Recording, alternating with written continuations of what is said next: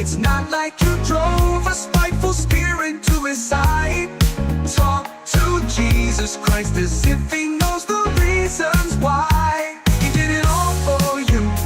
He did it all for you. He did it all for you.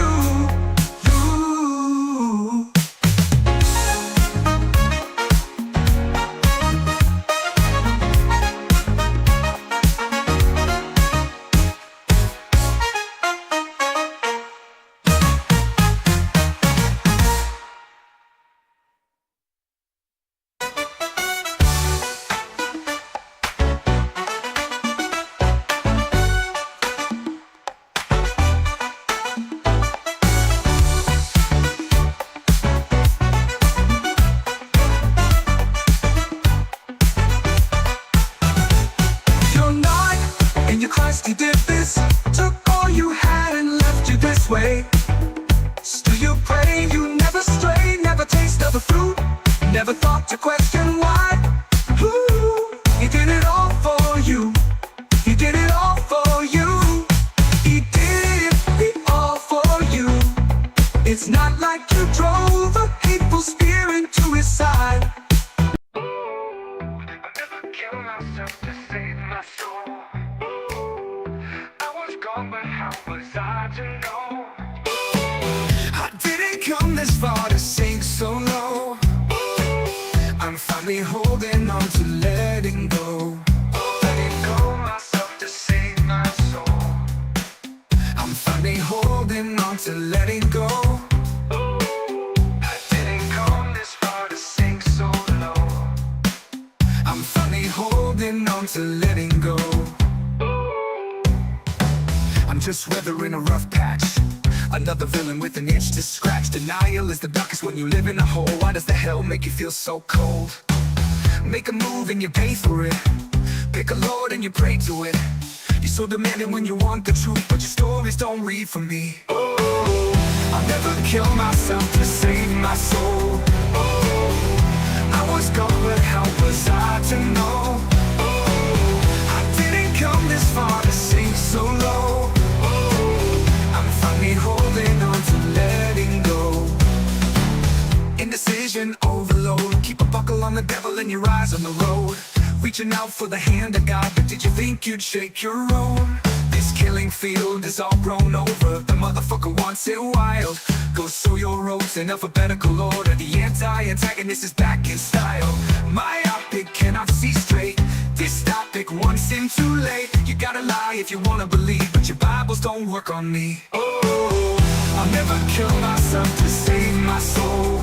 Oh, I was gone, but how was I to know? Oh, I didn't come this far to sink so low. Oh, I'm finally holding on to letting go.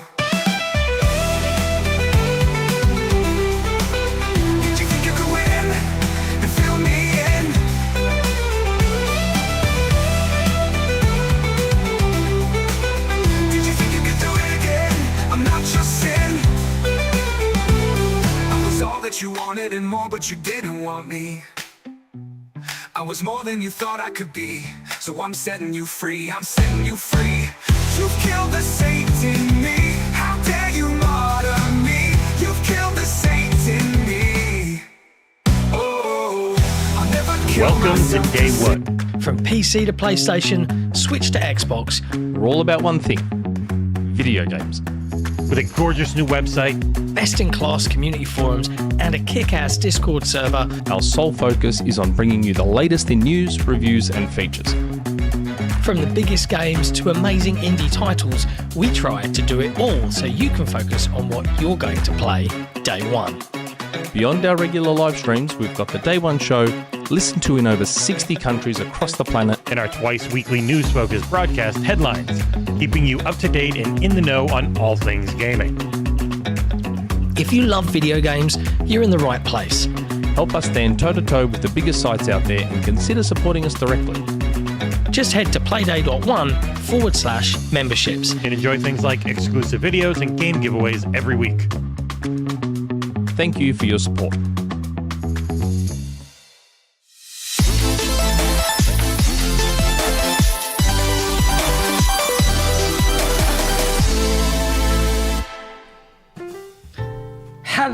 everybody, and welcome back to episode 313 of the DayOne Show. The show, the podcast, the discussion, the talking of the video games. That's us. You've been having some of these? The DayOne? Oh, God, really? We're in for a show. I think it's going to get spicy. These I don't know. These are low percentage. Well, I'm feeling spicy anyway. It's been a day. But if you're just tuning in, welcome. It's lovely to see everybody.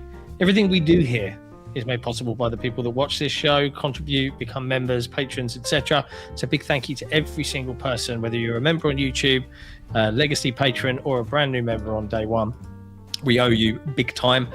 Big shout out to everybody, but especially our grand benefactors, Crowd56, Assassin, and our two CEOs, Kevin S. and Torn Raptor. You guys rock. Today, I'm joined by a reasonably chirpy, if somewhat quiet, Special Nick. What's going on? I knew he was going to do something like that. I turned him down. What's going on? It's that scene from... He's gone. He's gone. We've lost him. That's it. He's that quiet. He's barely there. Jesse's here as well.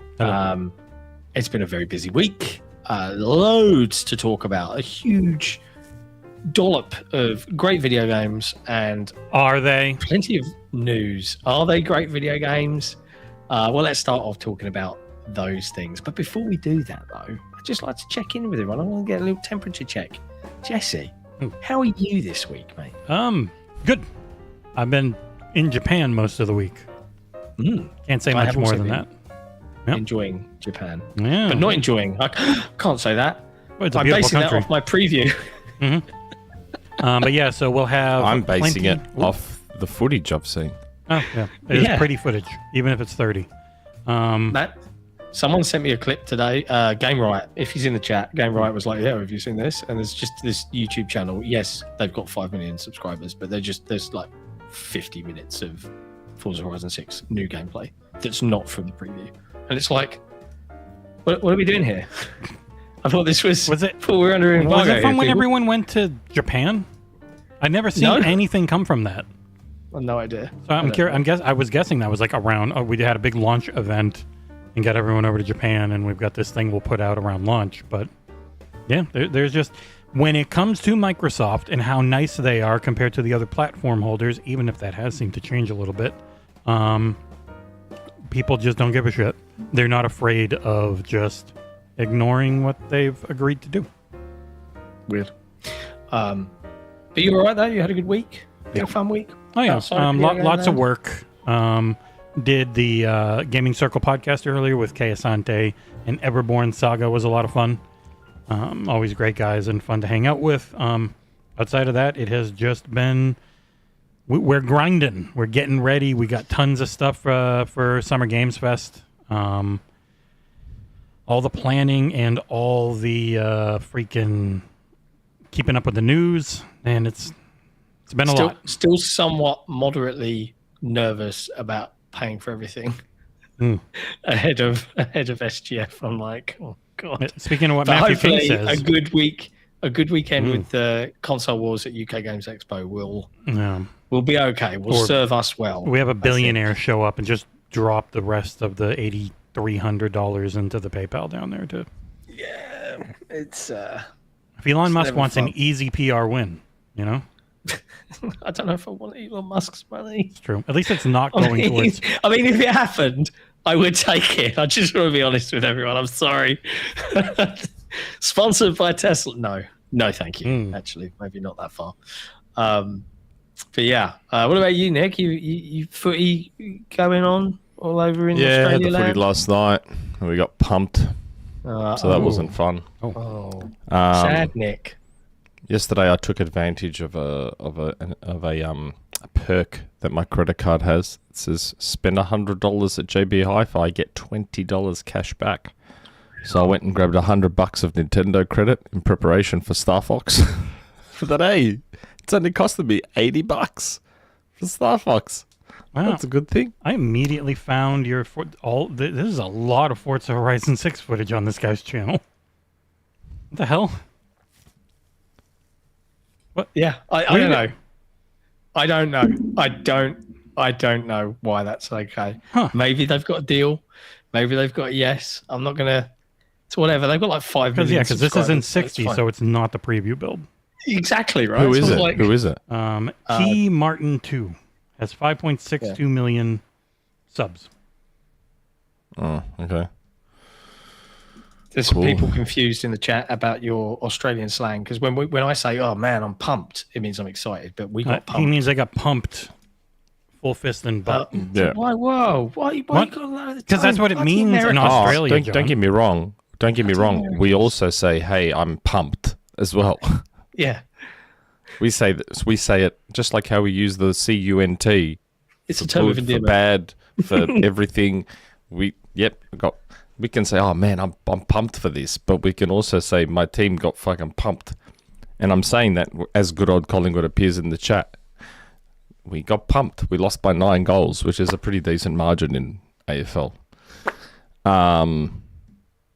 But yeah, so I got some Nintendo credits ready since we're not going to get a code for it. So I got some Nintendo credit ready for StarFox. I'm looking forward to your StarFox review.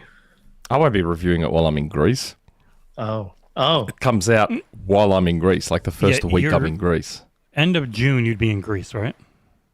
Yeah. Yeah, because I didn't put in for Dead or Alive 6 review code because you won't be around. I mean, I will have my Mac with me, but I won't have my Xbox with me. sad face. I will have my Asus Republic of Gamers Xbox LAX Windows 11 handheld gaming PC device, though. Wonder if That's it would be good. Play Anywhere. What? I just think so I don't think nowadays. so. I don't think Koei Tecmo's been into Play Anywhere. Ninja Gaiden 4 was playing with. Ninja Gaiden 4 is Play Anywhere. Oh yeah, but I mean that was mostly published by That was, I think, directly published by Microsoft. Still, Oh, you know, okay. there's hope. There's I hope. bet you it's up for pre-order right now. I will take a look real quick for you. Anyway, before we get into all of the news of the week, including things like StarFox, there's plenty of video game discussion to be had. And I think we may as well kick off No. the chit chat with It's not Play Anywhere. yes. Stop. Not Oh. Play Anywhere. You just can't say no in the middle 40 of a bucks. sentence. It confuses everyone. I was like, why aren't we talking? The big hot topic on social media today is a game that I awarded a 10 out of 10, which is Beethoven and Dinosaurs follow-up to The Artful Escape. Dedicated beer with the $4. Hello, John, Jesse, and friend. Weird. You're his friend. Oh. Mixtape is out. I loved it. I Woke piece of shit. I adored it, in fact. And apparently, that is controversial nowadays. It is but not. only on Twitter. It is Only not. on Twitter. It's not which, actually. reminder, controversial. it's not a real place. Yeah, I started Mixtape yesterday. Yeah, it's so good. Like, It is. and I can. The thing very is with the discourse. So, like, I want to like broadly speak about this now because this is like a topic. I'm going to show the Steam. But why don't we reviews. discuss the game first? Why don't we Very discuss po- the actual game 94% first? positive on Steam. There is no actual controversy because this is the Nazi know. platform where they'd get real mad at it. Yeah. So Mixtape Yes. is a coming of age story in the style of, I mean, they say in the marketing material, they mentioned John Hughes movies, but Nick and I were chatting. We were all chatting before the It's far show more started. Wayne's World It's got a lot more than Wayne's World John references. Hughes. Like laying on the bonnet of Yeah. the car, looking up, headbanging to music in the car, saying car when you're That, skateboarding and- you know, and it's funny. Like, I'll be honest.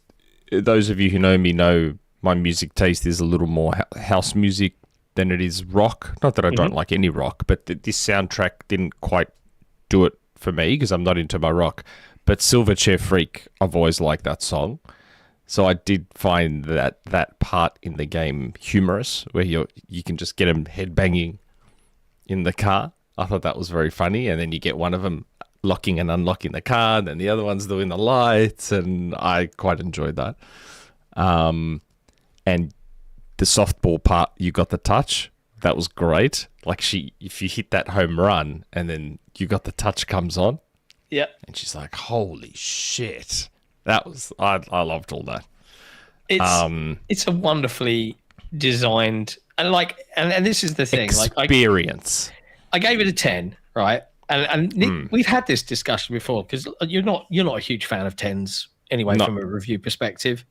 But when I said to you that like the reason a game like this can get a 10 is because it's a shining example of the genre that it's in and what it's trying to do, like you kind of you conceded like you could understand my point of view, and it's funny because even in my own review I was like, this is a 10 for me. Again, reminder, reviews are personal opinions. My one opinion is in a sea of other opinions, some of which are written down, others people just have for themselves after playing the game or not playing the game. It doesn't matter. Or not playing the game, indeed, as it may seem. But like the thing that connected this for me is and I mentioned this on headlines on Thursday, but you know, I played the game over a course of 2 sessions, and I was on my own, and I wrapped it up, and I had headphones on, and the music was washing over me. And bear in mind, the whole point of this game is kind of connecting you to music and memories and how a track can elevate and make a moment. And I sat there after finishing this, and I had a rebellious childhood, right? So there are a number of things in this game that directly triggered memories for me of my teenage years. TPing and egging someone's house, stealing a shopping trolley and doing insanely reckless things with it. Perhaps not a police chase through, a motorway, but, silly things like that. Hunting for booze, getting stupid, doing things with fireworks, all that sort of stuff. Having a den that no one knew about somewhere. I had that. So I had all of these things, and I got to the end of the game, and it just hit me like a ton of bricks. I started thinking about all of the people that I used to know, that all the things I used to hope I was going to be when I was 17, 18 years old. And I've never had a game do that for me, where it hit me so emotionally, so hard. I was crying like a baby. I was like, what the fuck? And that was it for me. I was like, I knew that's the score I was going to give it. And I acknowledged in my review, like, yes, if you didn't have a rebellious childhood, or if you didn't have a childhood like this probably won't hit for you. If you went into this sort of music, it might not hit for you. It's not all rock, but it is definitely more of a stoner, grunge kind of vibe. But it's set in the 90s, so there's a lot of that era's sort of grunge, sort of rock music in it. Yeah. Obviously highlighted by Silverchair's Freak.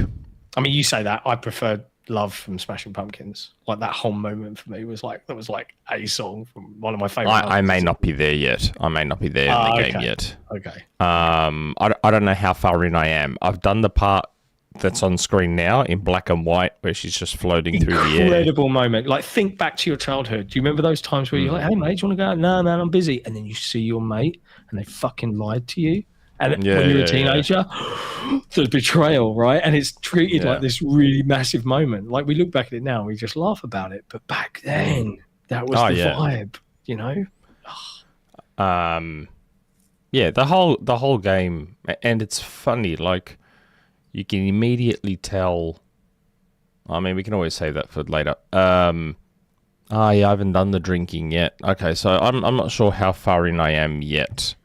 I think you're over halfway if you've done the baseball part.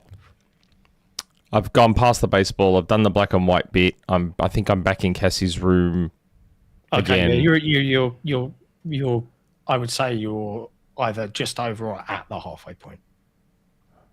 And I was just trying to get some time into it between the kids' basketball yesterday and then going to the football.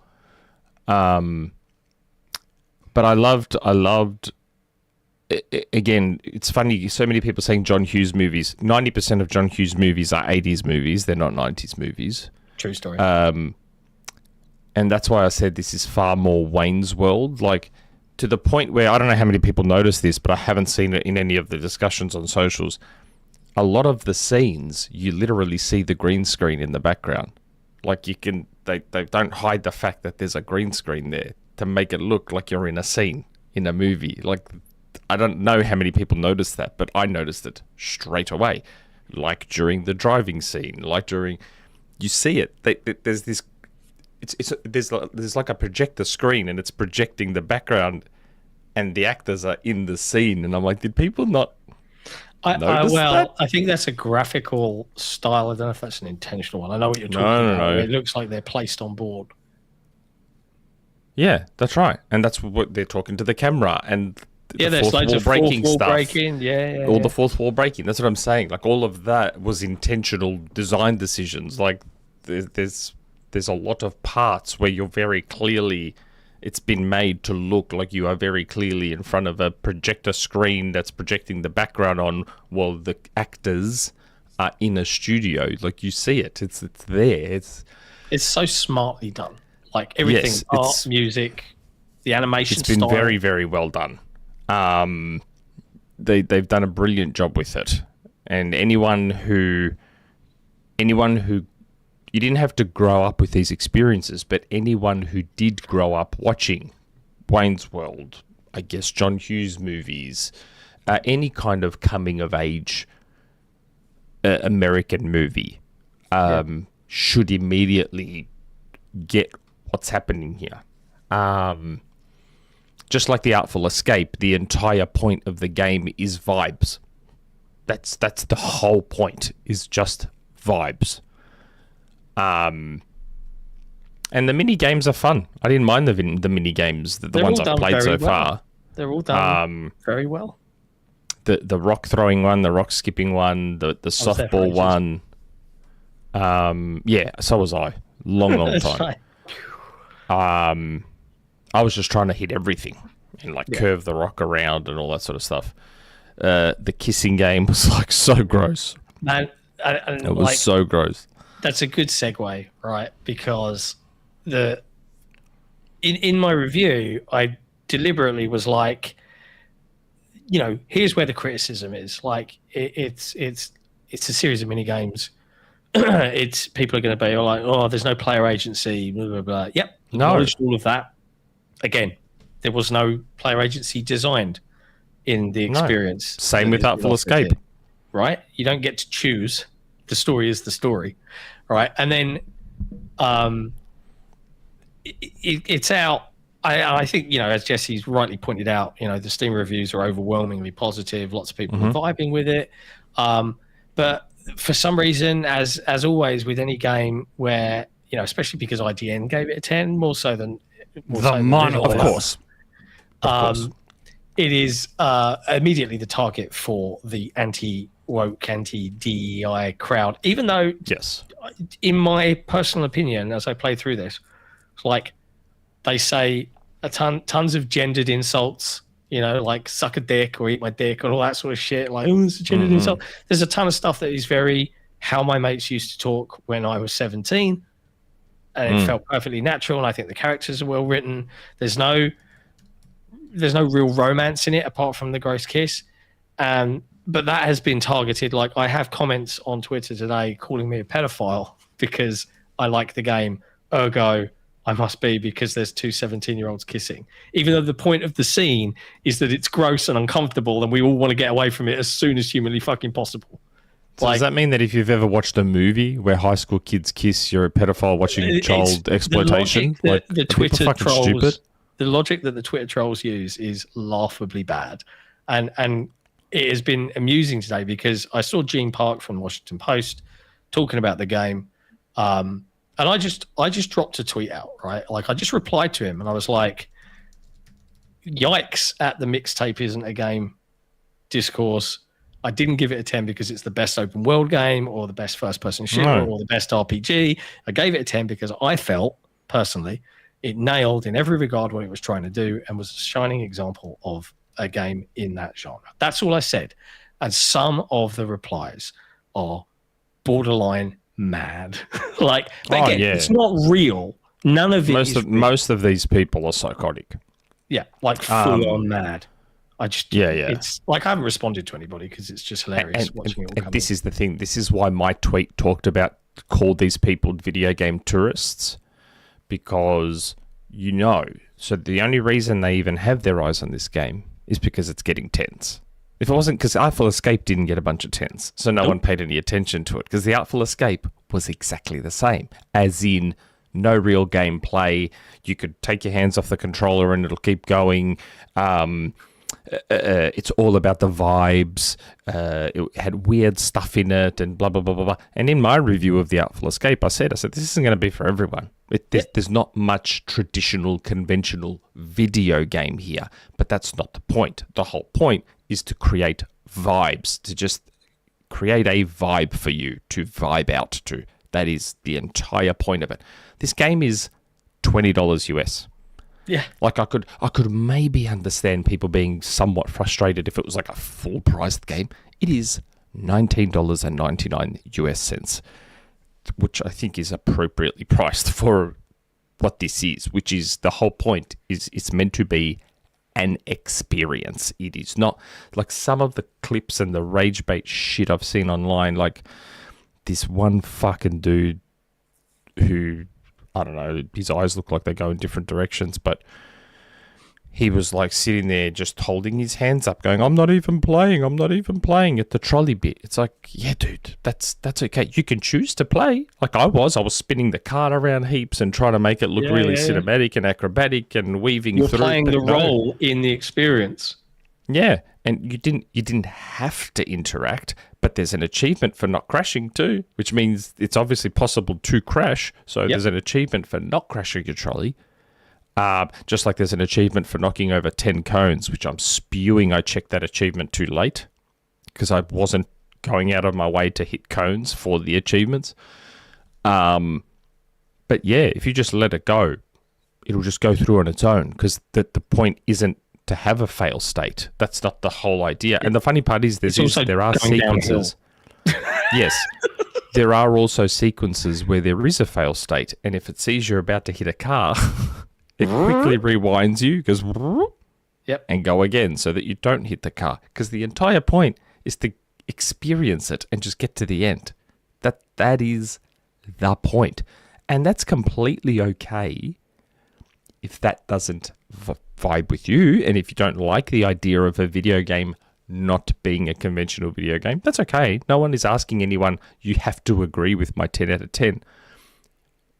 But don't sit there. It's like me shitting all over JRPGs when I don't like JRPGs. Right. So I say nothing. I say nothing about them because what's the point? They're not my thing. That's the thing that gets me. Like, if I don't like a thing, I genuinely don't comment. It's not for me.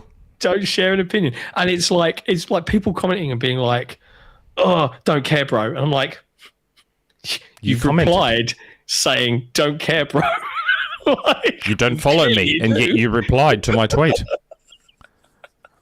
Like it's weird. Like I'm not a JRPG guy, so Jesse would never send me one to review.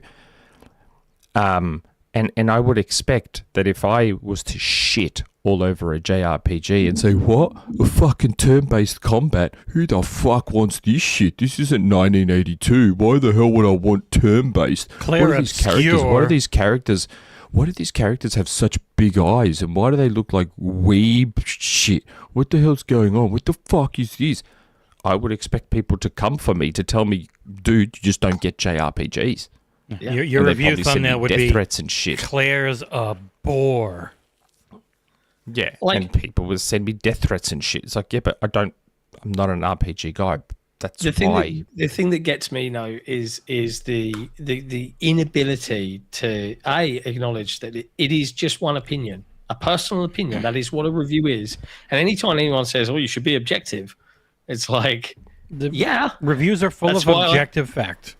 But the actual heart and meat of a review that everyone cares about is purely subjective, which is There's a guy here. Like I'm just scrolling through my Twitter timeline because I've got like 100. You know where it just runs out of numbers and just says 99 plus whatever.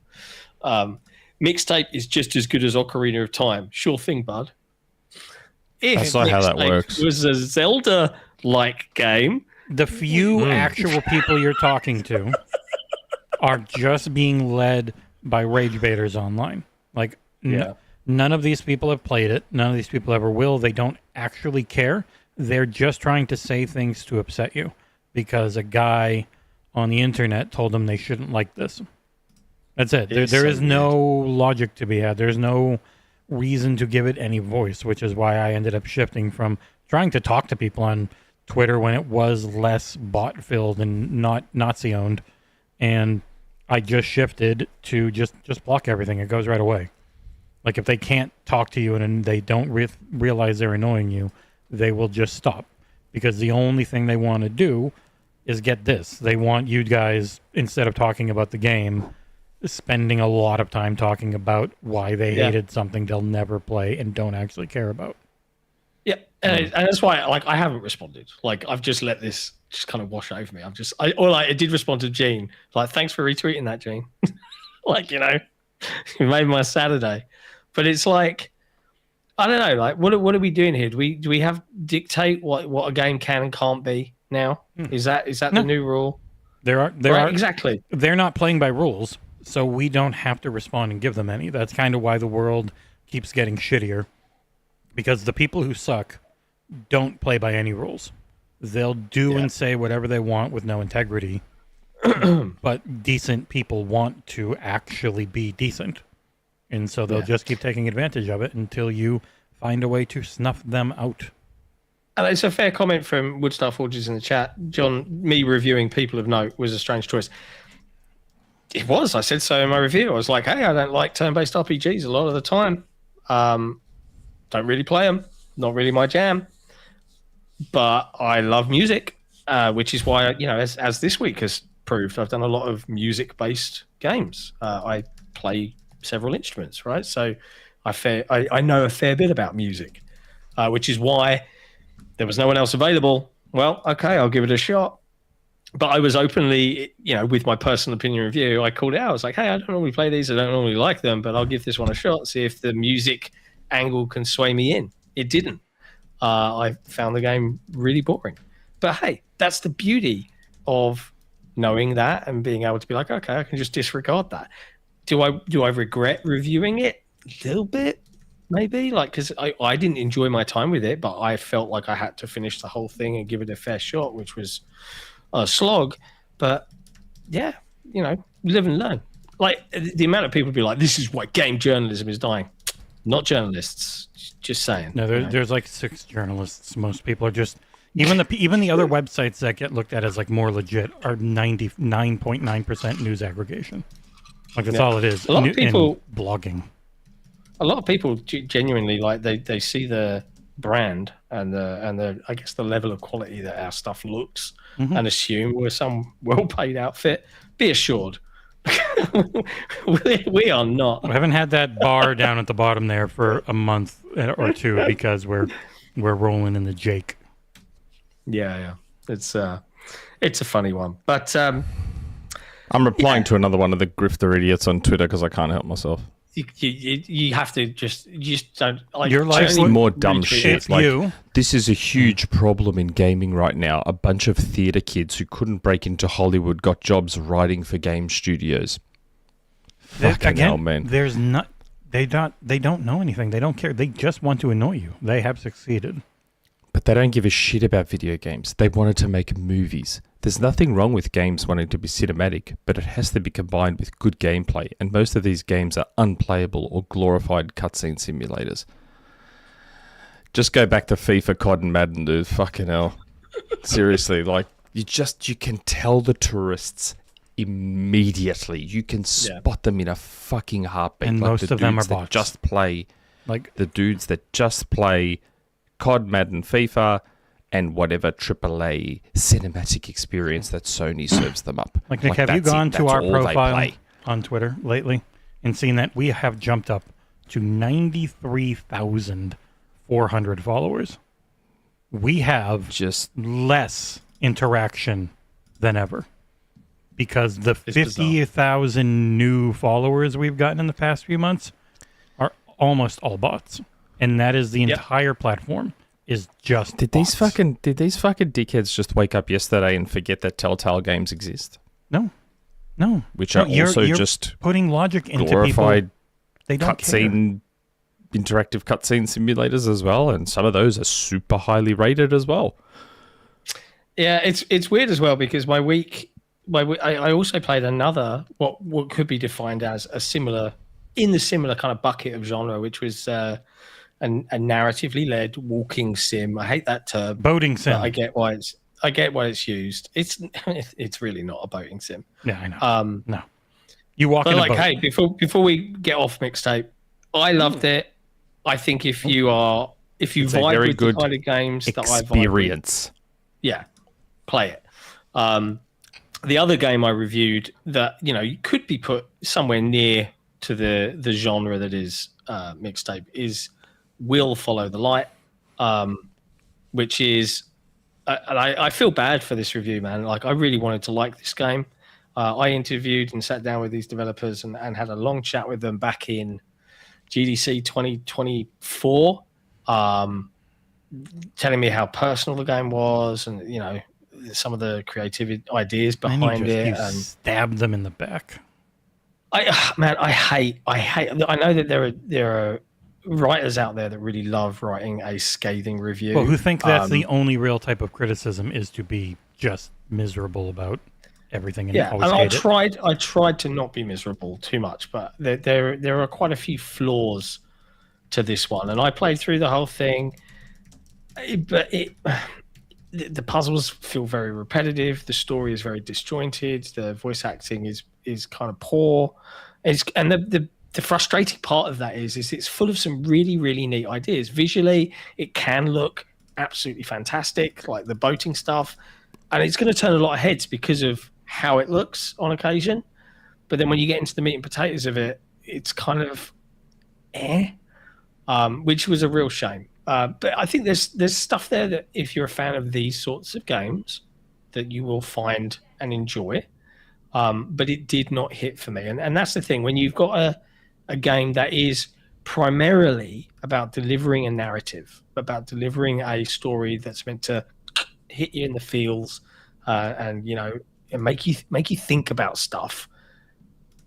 When it doesn't, it's all the more frustrating because it could have, there was some really cool bits, but like, to be perhaps a little less delicate, you play this guy called Will, who is a lighthouse keeper, right? And at the beginning of the game, it starts off quite promising. You're doing lighthouse stuff. You know what I mean? Does it go black and white when you have a whole jack-off scene? Because that was my favorite part of the lighthouse. No, not that lighthouse keeper. Oh, okay. But yeah, this whole thing, and then suddenly your mate Gary turns up. He's like, dude, and honestly, I'm going to try and do a general approximation of the voice acting per my recollections. Will, you've got to go home. Oh, okay. What's happened? It's urgent. You've got to go home. Well, what's happened? Quick, go now. Bro, tell me what's happened. If it's urgent, like, you get home, there's been a fucking mudslide and the whole village is fucking destroyed. And your son's missing. Like, Gary, mate, when you turned up, that's the information you lead with. But then you get to the town and everyone is kind of like just standing there, and it completely removes the urgency. It's like, hey, my son Thomas is missing. Oh, cool. You need to fix up the boat, but the parts are in this box over there and the power's out. You need to go fix. And it's just like, bro, my son is missing. Can we get some people to get? So the narrative was just robbed of its urgency and impact, because like on paper, oh my god, my son's missing. Like, go out and we search all for him. hated your son. We don't give a shit that he's missing. And because like they, there's obviously budget constraints and things. There was the animations. People just stand around, just waiting for you to turn up. There's a guy in this boat scene, like where we're repairing the boat. He's the owner of the dock. He's just standing there with a cup of tea like this the whole fucking time. He never sips that tea. It's just sitting there. And I know I'm really nitpicking, but when you're trying to deliver a narrative, everything needs to combine to kind of like sell you on the premise. And slight spoiler alert, there is a story reason as to like why these people might be acting this way, why things are so weird, that could kind of explain it at the end. But it doesn't land. And that is a big problem in a narrative walking simulator. Is it Cthulhu? But, okay. Everything at the sea always ends up being Cthulhu. It isn't. I can confirm it is not Cthulhu. Okay, but is it some type of... There is no Lovecraftian twist. All right. That's all boring. right, sorry to disappoint you. But yeah, if you're interested in that sort of thing, you can go check out the full review. It's live on the site at the moment. You can watch the video. There's no spoilers in the video because Your average score for that day, pretty low. Pretty low. Yeah, like I gave that one a 5.5. I mean, other sites gave it like a 9.5, and I'm like, I look at them, but I'm not going to go out there and attack their review and be like, "Fuck you," I will, because it's not real. Twitter I'll isn't follow real. that light. But there you go. What else? Been playing a bunch of things. This week. Jesse and I did a members only live stream last night where I find out, Nick, Jesse can type, bro. I walked in there with the confidence of a man that thought, I'm going to out-type this American dude. I'm going to out-type him. Jesse wiped the floor with me. Absolutely kicked my ass in every shape and form. Okay. I was wrecked. So, but if you're intrigued by it, you can go watch the members only live stream. If you're a day one member or a patron, just head on over to playday.one. You'll find it in the members only section. It's a really fun game, Nick. You would love it. I'm curious if you had a PC, I'd love to like get you on this. You type in a battle royale scenario, and we've talked about it. It's really And patrons play. I'm an okay touch typist. I'm not an amazing touch typist. I'm an okay touch typist. Yeah. Jesse can type, but then it did make me think. Makes a lot of typos. We need to sort that out, Jess. Like now there's no excuse. Now I know you got the skills. We also jumped into Sledding Game, which I think you liked a little bit more than me, Jesse. I mean, because I'm not a miserable Brit who's just like, oh, I hate everything. But yes, no, I mean, we hopped in there. It's like up to, I think it was like 20. There's over 20 people you could just have in. You're on a mountain. There's a lodge that's got a bunch of little mini games to play. You can make snowballs and beat the shit out of each other with them. You can build snowmen together. It is a hangout and do chill shit with your friends. At any time, you can press the sprint button to pull out your snowboard. My eventual snowboard was a gigantic croc that I could just sled around in. And as you play, you get tickets and coins, and you can use them to get more customization and shit. It's just a chill hangout game. Like, there's no objective. It's just you and your friends. You can go make s'mores and dumb shit. There's got proximity chat. So if we do it again, and you keep bringing up the whole typo thing, and you ignore the fact that I had a lot of typos during it. It was like 130 words per minute, but with like 3 typos. It's not the best. Yeah, but that's under pressure. Like. Oh yeah, no. And most of the typos are almost always using Grammarly. But see, like I made a gigantic snowball, and then it just completely smushed John with it, and it was fun. You can play cornhole.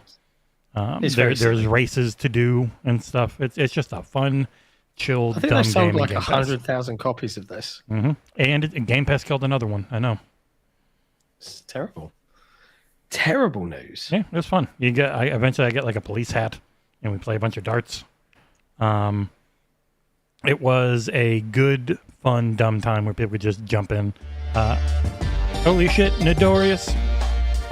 That's an over 100 song. $100. Wow. Wishing you all a great stream.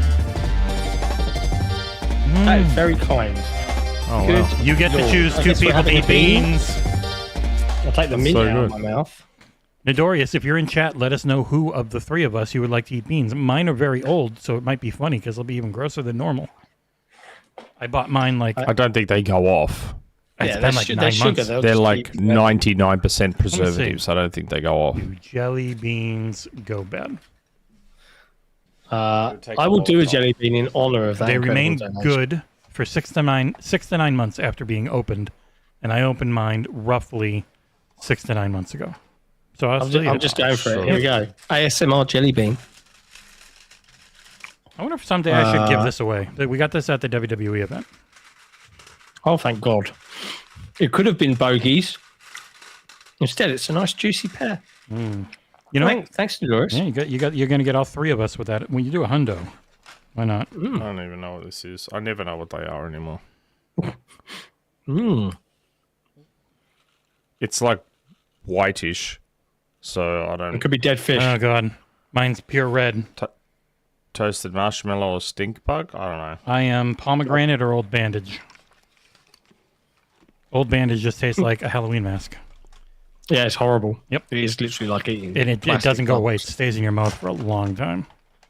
It is grim. I'm not sure, Britt. I think they get a little less potent, but they can make you sick. I don't know what this is. Because you have a broken nose and If it's everything. not tasty, it's probably something bad. I right. think it's Tutti Frutti. Oh no! If it's stinky socks, you would know immediately. That is the worst one.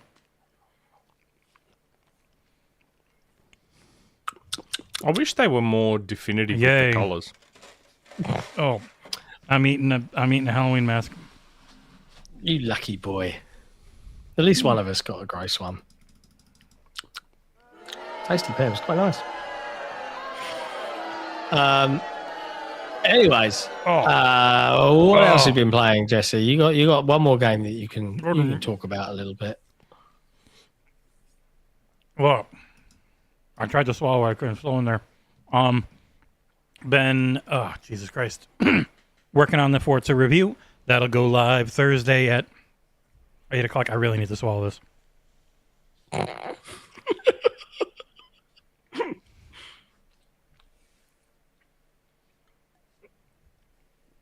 Nope, it's not going down. I can't do any more of that. Cheated, That's so he's gonna bad. have to eat another one. I ate all the top. It was just the tasteless center now. I could not swallow that. It tasted so bad. I did a Patreon peeps while working on Forza, which goes live on Thursday morning, where I'll have a video and all that type of stuff. We'll probably have some more coverage on the site from others. I did a Patreon peeps of inKONBINI, One Store, Many Stories, which is a narrative-focused store simulator. You're running like a small mart in Japan in the 90s. Little, it's not like a gas station or anything. It's just a shopping area, real small, really focused on people with OCD, like Nick, because it wants you to go, like you got to go through every can, make sure they're facing the front. You got to make sure everything's in the right section because the people who work during the day suck and they put stuff in the wrong place all the time. But you get one customer a shift as you work the night shift. And it ends up being a story of helping them find what they need, talking to them about life and all that type of stuff. And it's really good. I think it looks great. Real small game. Yeah, it does. Real small area, but it's a very nice art style and holds together well. I played it on PC. It's on Game Pass for cloud console PC. So obviously a Play Anywhere game. In your Game Pass Ultimate or PC, because it is brand new, was a surprise drop on Game Pass during the IGN show. Really, really liked it. Got through a few shifts during the stream. I don't have the OCD in me like Nick does, so I just didn't think to check everything every time. So it is a game to take slow at your own pace, because there's no timer or anything. You can spend as long as you want making the shop up as perfect as you can. And it's just all about the stories of meeting people and your coworkers who you never see face to face, but you interact with through their notes and stuff. I really liked it. But it's not really a game. You're just pressing buttons to stack shelves. So, Goddamn taste. video game discourse. Hello in the chat to Luke, and thank you again to Nadorius. Yeah, thanks, Nadorius, and hello, Luke. Yeah, there you go. I think that's pretty much. I will tease something actually. I was going to. I'm gonna. You know what? I don't think the dev will care that I'm gonna just totally, technically, kind of mention something. There's a new card game coming to Game Pass. I think next week. Yep. And we got it late. We got it yesterday. It is fair to say, because we joked, like I say, hey Kat, I've got another cozy game, and she was like, fuck off, I do not want to play any more cozy games for a while. She's done like 3 cozy games in a row. She's out, she's done. I want to kill something. She's all cozied up, right? She's fine with it. So while she's begun playing through Halo Combat Evolved, and we're going to start a series where she plays through Mass Effect, the first one, as part of her video game education journey. Yeah. She started playing Black Jacket, which is a new. I'm not going to use the word roguelike. Roguelike. run-based card game, which is basically blackjack, 21s, if that's what you want to call it. Yeah. But the cards do all crazy different and she things. played the demo, so you can just talk about the game because it had a demo out. John, how was your gameplay during the demo? It was pretty good. I think this is one that might surprise and delight people that found a certain addictive love of things like Balatro. But there is also a dark narrative underlying all of it, which has made it all the more interesting to play. So much so that I'm probably going to reach out to the developer and be like, "Yo, can I have another Play Anywhere code for this, please?" Because this might do well on the flight. No verdict yet, obviously. Just judging that based off of the demo. I'm taking the idea at Xbox code. You got to get another one. What? Mm-hmm. Well, why? I have a Steam code if you want it. No, you take the Steam code. I want the Xbox. I couldn't give two shits about Steam. What? I'm not Luke. I get the idea. Xbox email. I Fight love you. Steam. Anyways, that's all the games. I can't think of anything else that is of note, of worth mentioning. I have a review coming early next week for a certain horror game in a long-running series, so keep an eye out for that. We have way too many things coming. Fairy's working on how many goddamn things right now. Cheng is taking a break. You're gonna have 007 soon, hopefully. I'm gonna have. I'm really hoping to get Lego Batman. I am so good. Did you see one of the best video game trailers ever made? Yeah, Lego Batman. Set to Kiss from a Rose. That fucking game. So, do you remember the Michael Caine tweet where he like misquotes himself from Batman and then ends at Batman Begin? And that is a line that Alfred says in the game now. Like they know, they know what they're going Master for. Bruce, so we can pick ourselves up. Batman Begin. You know, I played something. What did you play? After the show last week, I decided I'd actually start Dead as Disco, the demo of Dead as Disco. I did my review of that this week, yeah. Review in progress, wasn't it? Yeah. Nope, we'll never touch it again. I will. It's really good. And, you know, after the show last week, I immediately started uploading songs into Dead as Disco. Oh, my God, this game is so good. Isn't it? It's so good. The only thing is I still don't know how to play it properly yet. So You know the rhythm? I talked about this in my review. Like, it's not entirely clear how every combat element works. No. So I got extremely excited because I put songs I loved in this game and started playing it to them. And I just posted footage. I was like, oh my God, this is one of my favorite songs ever. And I'm playing this game. Oh, this is amazing. Some fucking dude got so upset at my footage and framed his tweet like I was intentionally uploading shit footage to make the game look worse. I'm like, what the fuck, bro? I just got super excited because I was playing this cool fucking game with one of my favorite songs in it and uploaded it. He's like, don't even play the game properly. You know, here's an example of how you're supposed to play. I'm like, calm the fuck down, bro. I just got excited the gatekeeping that I was playing this game. You can just say, I'm a journalist, and then bam, he knows you suck. Oh, I was like, Jesus, this world is full of so many just fucksticks. Like, seriously, man. Like, absolute Imagine how dickheads. good it would be if you just got off of Twitter.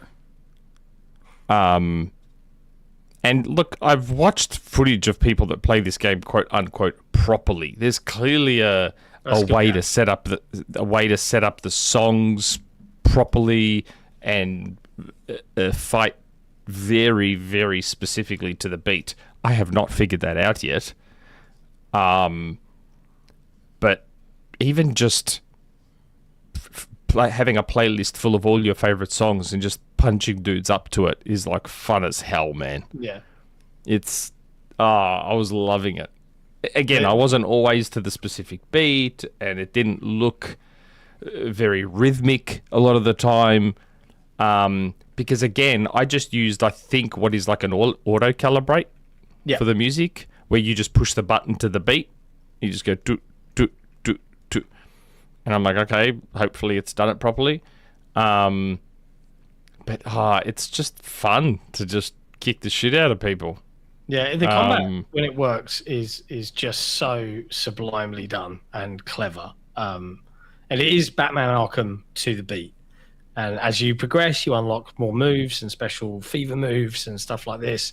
But the highlight beyond being able to put your own music in is the choreographed set piece boss battles, because they're all to a different genre, and they all do different things that are unique, and you have to learn different like flows from the various bosses, as well as fighting off all the goons. And it just when it's on point and you've got the beat locked in, it's so rewarding. I wait. They plan a year of early access for this. The only downside is, and I can see it coming to console, but I don't. I know, but how do they solve the music problem? Like, to me, if you can't upload your own music, like this, there was a console coming out that was planning to be both a locked down video game console and a more open. What do you mean? Environment. The series consoles can have this and use the music feature, because guess what? OneDrive. Yeah, I know. Where do you think I was uploading my music from on Steam? Yep. From my OneDrive. I just linked it straight to my OneDrive and went boop, boop, boop, boop, boop, put all the music in there. So Xbox has an opportunity here to actually have this game properly on their console that PlayStation can't have. Yeah. So good as well. Unless they allow like USB music install, so you plug a USB full of music into your PlayStation and upload it that way. But this might be my first Steam game that I buy over the console version, just because of that music upload feature. Fair.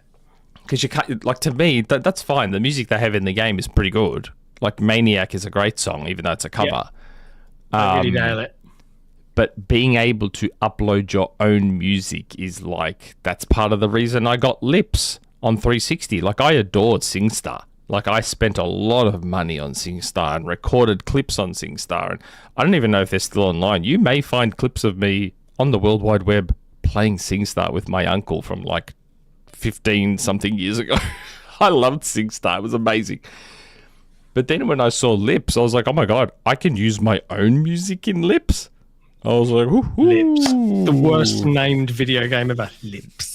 George Michael album, Here I Come, because they were the first songs I bought on SingStar, George Michael songs. So that, to me, that's like the most important feature, to have your own music. It gets you into the game even more. But yeah, Dead as Disco. If you have a PC, just download the demo on Steam. It's so good. Just find a way to get your music in there. It's fucking great. I'm looking forward to it's a shame that it's like a year of early access. How much is it? I think right now it launched 20% off. I think it's like $20. Same price as Mixtape. Let me have a look. But yeah, it's good. It's really, really good. Where is it? Dead as Disco. Oh yeah, you've only played the demo, haven't you? So. Yes, I've only played the demo. It's $30 Australian on sale. Tiberius Monk with a $5 tip. Hello, gents. Sorry to interrupt the show, but I just watched the recent Lego Batman game trailer you mentioned. Man, that is the best trailer I've ever seen for a media property in years. Great. I want this game now. Yep, it is really good. It is really good. And it's a co-op game, so I'm hoping we can get a couple of codes for that and bring a co-op review of sorts into it. I did just play a game that I finished today. I've been putting it off for ages because I said yes to it, and then I was like, oh, I haven't played the first one. So I've completed that today. I completed it in a day. I'll take it. So I'll have that out for Tuesday, which is another Game Pass game. And I don't think Call of the Elder Gods is Game Pass. Oh, was it not? No, it's Play Anywhere, but I don't think it's Game Pass. Oh, Play Anywhere. Okay. Yeah. All right. That's enough video game talk. All right. Let's talk about the serious industry who cares stuff about playing instead. Games?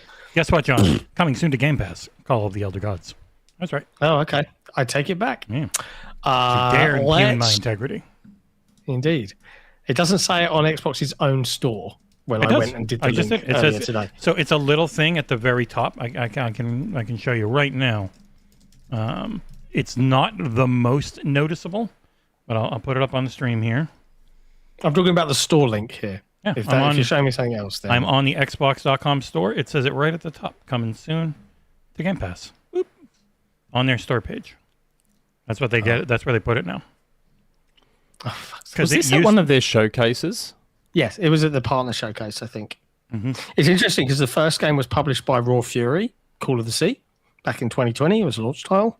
And this is Call of the Elder Gods, and it's published by Quali. So, different publisher. But yeah, okay. Yeah, all right, fair enough. I get Rex. I'm not going to do a video. I'm not going to do a video for it, though. Just as a heads up. Because you hate Game Pass and you hate our fans. But also, we have too many. Because it's a narrative. Again, it's a narrative puzzle game. Like, I'm either going to be walking around or showing solutions. I did a video for my narrative puzzle game, and it's really boring. That's what I mean. I just don't think it's a it'd be big release, so I'm entertaining like, for I'll do anyone. it. But yeah, the hardest thing is and it's a super short review because you can't talk about the story. You can talk about how you felt about the story. Yep, which I will. I still taste Band-Aid. Hold on. You do whatever. I'm going to go brush my teeth. But I need you to press the news music button. Okay, then hurry up. It's time for the news.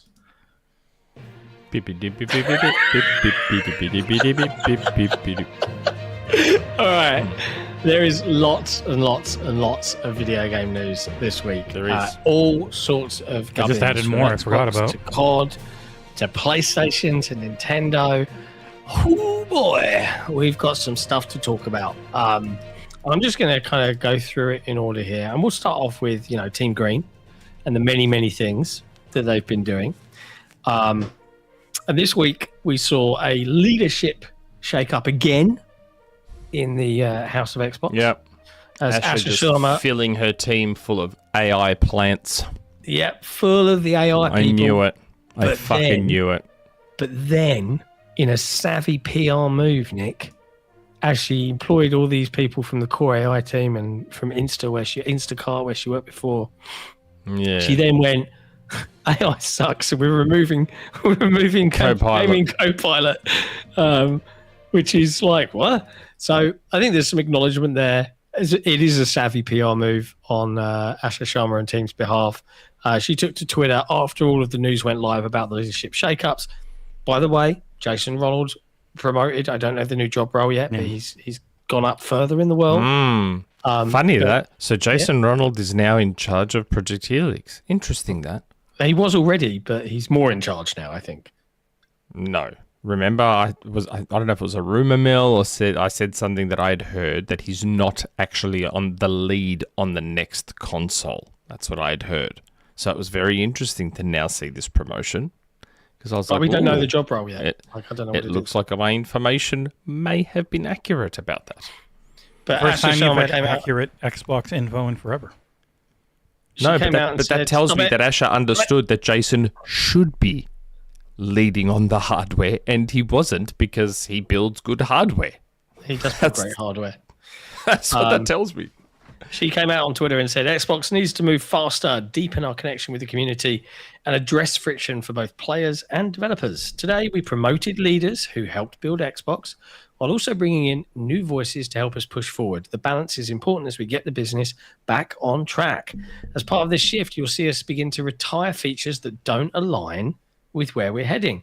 We will begin winding down Copilot on mobile and will stop development of Copilot on console. Good. Thank fuck Because for it's that. shit.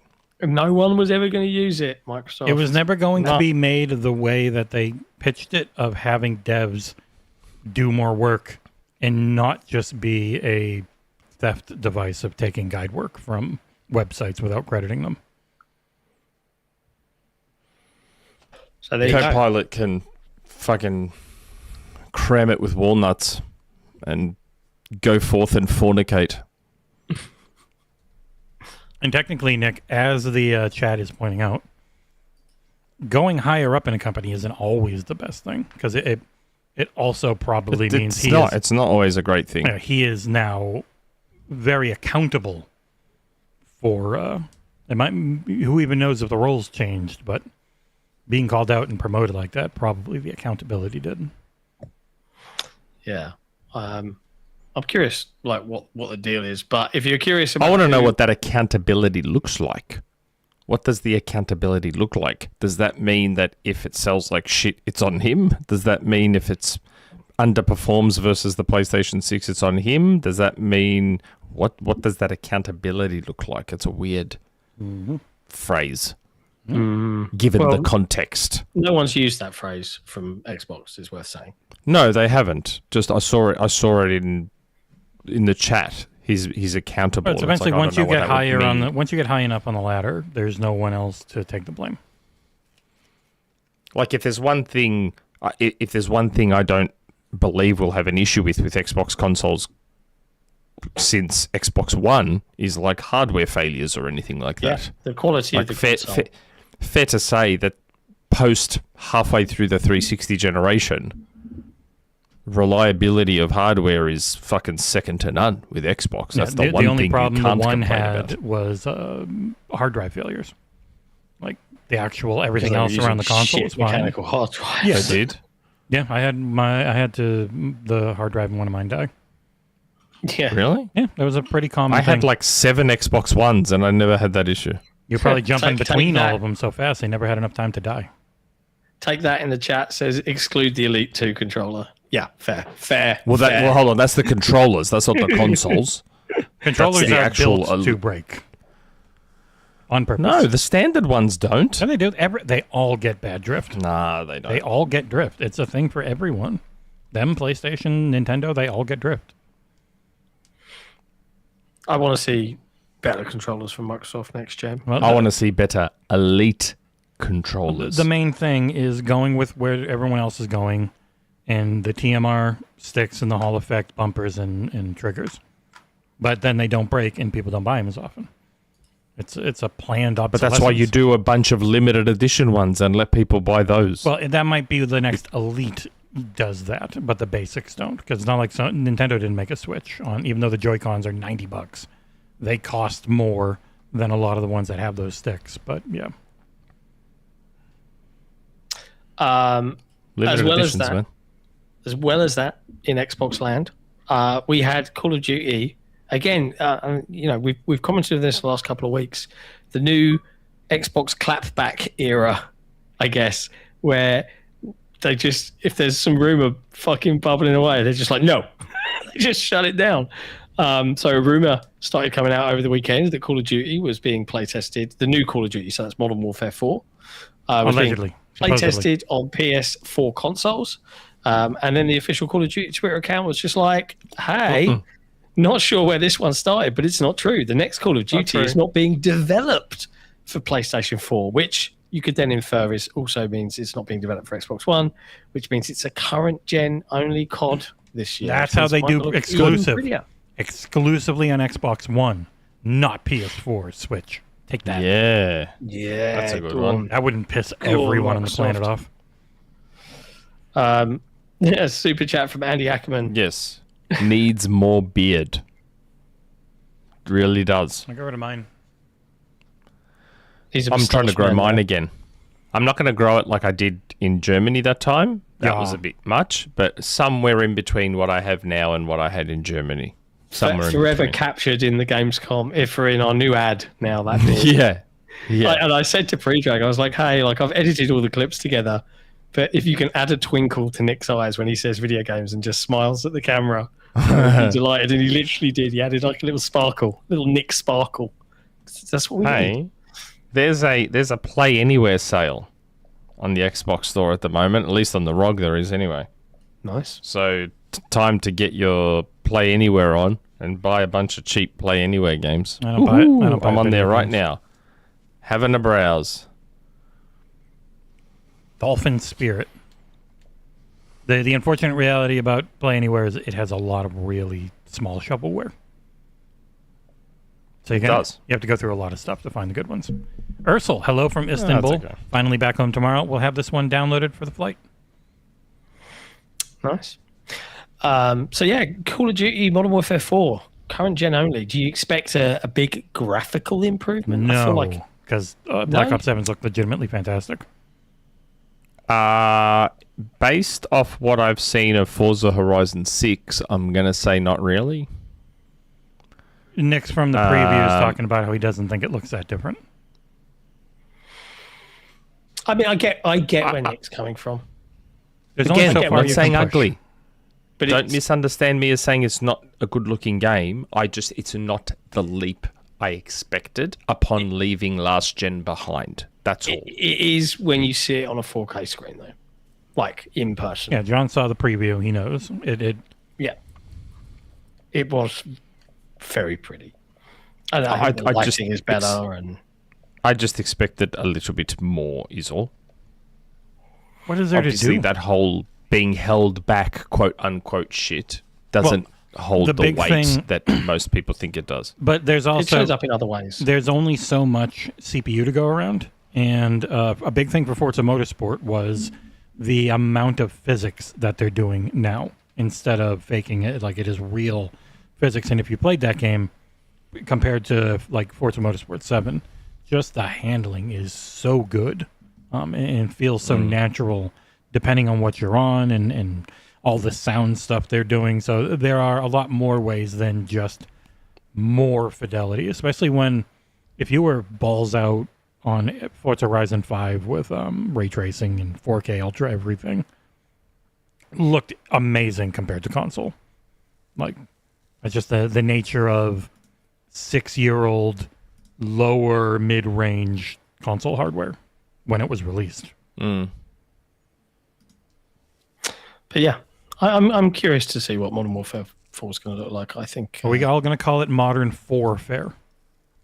Okay. Yeah.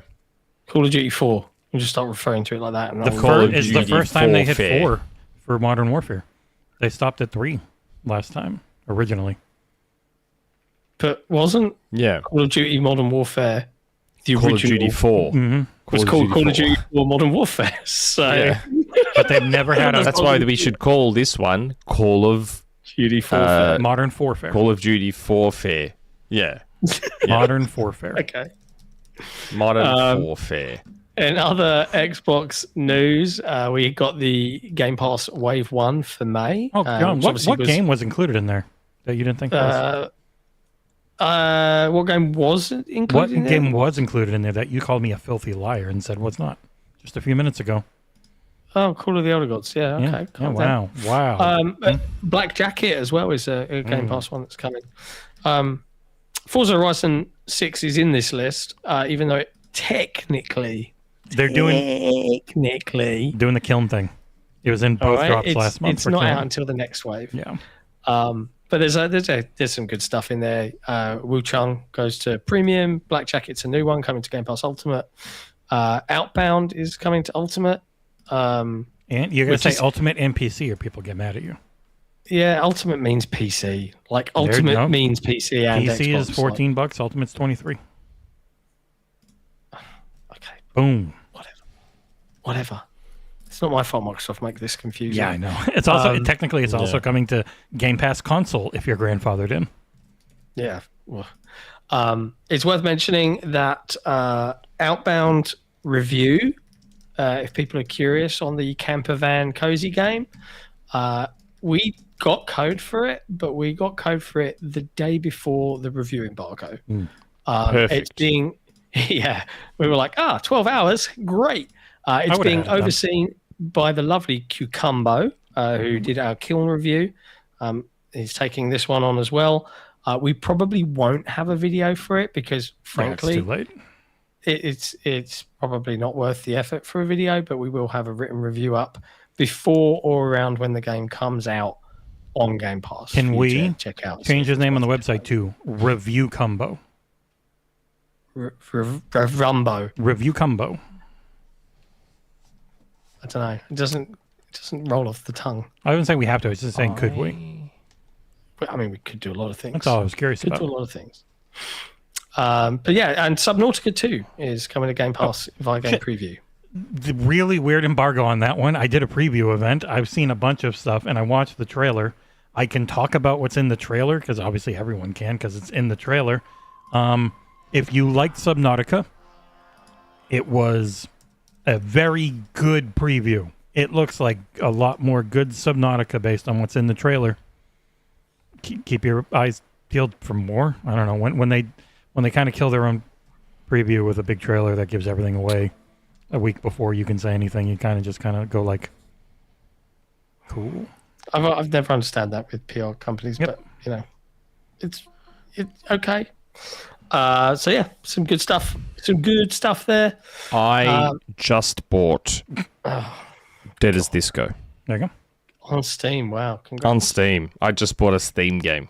It's funny. I actually have a request in on Press Engine for an extra code because I wanted it. Yeah, probably could have just emailed my direct contacts at Pirate PR and been like, bro. He wants to. No, Nick loves supporting devs. He's fine. He's not upset. Yeah, that's right. Yeah. He wasn't Oh, rolling his support the eyes devs. angrily. That's good. Yeah, he likes spending his money. Yeah, it was only $29. Yeah, and you've only got to spend $85 on one of the main things coming up that you're going to spend 3 hours playing later. I didn't even think of Anyway. asking for a code. Never mind. It's too late now. Actually, Steam have a really great refund policy where Oh yeah, I mean you can if immediately Oh, refund yeah. it. But I can't guarantee because I actually did see him on Twitter saying that like, hey, codes are limited, so you know you're going to really need. And I didn't give the game an 8 like IGN. I only gave it a 7. So You maybe gave it the like, IGN fuck 7. you. I did. You should get a T-shirt. But it's an early IGN gave access Dead as game. Disco a 7. No, they gave it an 8. I gave it a 7 Ah. You gave it a Because 7, really? because it's not finished. Like, there's a ton So? of things wrong with it. The core is there. It's great. Awesome. But it's a review in awesome. progress. Like, that score could go up. It better That's the go up. point. It probably If you're will. going to give interactive cutscene movie games 10, Woke DUS slop. yeah, this game's got actual fucking combat in it. Yeah. Better give it. It's just more than a automated. fucking You just 7. press the button whenever it says to press the button, and it's easy. Fucking. But hey, Xbox also did some other stuff this week. They never stopped doing with their stuff. First Xbox Presents Stranger Than Heaven, which you watched, Jesse, and did a little live stream for. Stranger Than Heaven, starring both Calvin and Cordell Brodus. Snoop Dogg and his son are a big part of Stranger Than Heaven. It was about half an hour set in a smoky jazz club, filmed on location. Even on Sega's channel, it is the whole Stranger Than Heaven. Only enough, it is on PlayStation, but it's just a short little trailer that has no Xbox branding. But yeah, they did their first Xbox Presents. It is essentially retelling / heavily retconning the formation of the Tojo clan from that was the main thing in the Yakuza Like a Dragon series. Starts in 1915, goes through 5 different time zones in 5 different cities through 1965. It was, you want to talk about vibes and mixtape, like this presentation and game, all about the vibes. Coming to Xbox, PlayStation, and PC in winter of 2026/27, so probably January, February. But the moment you see this guy, and he's got this amazing like beard and hair combo, and he's the one in charge of everything at the studio. Looks great, sounded amazing. It's not going to have an English dub because a big part of the game is the interaction between people who speak English and people who speak Japanese, because you're a character and like the co-protagonist, but you play as one guy. But there are 2 of them. They stow away on Snoop's boat. They are Asian Americans who have like one Asian and one non-Asian parent. So they speak English, and a lot of learning to live in Japan over the course of 5 decades, and becoming business owners who run a show business club. So like one of the big mini games is building your band out. You choose the guy on the friggin' bass, who's on the piano, who's your singer for the night. Is it going to be the Tori Kelly or Ado? Like actual real popular singers I'd never heard of before this. If you've ever played any of the Yakuza Like a Dragon series from Ryo Go Gotaka, this is like they're finally evolving again after Magnum opus. I don't know. Could be. It's definitely Looks big on good. music. It looks fantastic. I have zero interest in these games, and it looks so good. I was like, I don't even know if I'll play it, but As it is available day one in Game Pass, you always could give it a go. yeah. So I may give it a go because I tried one of the Yakuza games back in the day, and I'm like, They are interactive cutting it. movies with a lot of gameplay outside of them. But yeah, I think Yakuza 0 is Kojima-esque in the amount of non-interactive cutscenes and stuff. But there's Snoop Dogg. He speaks Japanese in this game and knows Kung Fu real well. Because why not? But yeah, it jumps around. You go to Hiroshima before the war, the second war, when it was still a city. Like you are hopping around different parts of Japan, and then you end in the Kamurocho district of Tokyo, which is like the main thing from the Like a Dragon series. It was a really well done, 32-minute long video. I just love the vibes that they've got going in this game. Like they've managed. I don't know, just everything about it. I just love the way it captured the feel of a 1970s what do you call them? Oh my god, my mind's gone blank. Martial arts, grindhouse. Yeah, kind of like a 1970s martial arts film vibe to it. Even though technically never gets past the 50s. The style. Oh, I know the era doesn't get past the 50s, but the entire vibe of the game. And I don't know, just the style of it is unreal, and just I don't know, I don't know how to properly fucking express what I was like feeling watching this thing. It just looked so cool. It made awesome, me want and to it play pulls you it. in, even though it's not a genre you'd normally be interested in. That's the thing as well. It's the first time. Like I have no interest in the Yakuza games, right? It doesn't Neither do I for me at all. But I see this and I'm like, I want to actually genuinely give this a shot. I want to see what this is Me about. too. This looks really interesting, which is great. It's a great sign, in my opinion.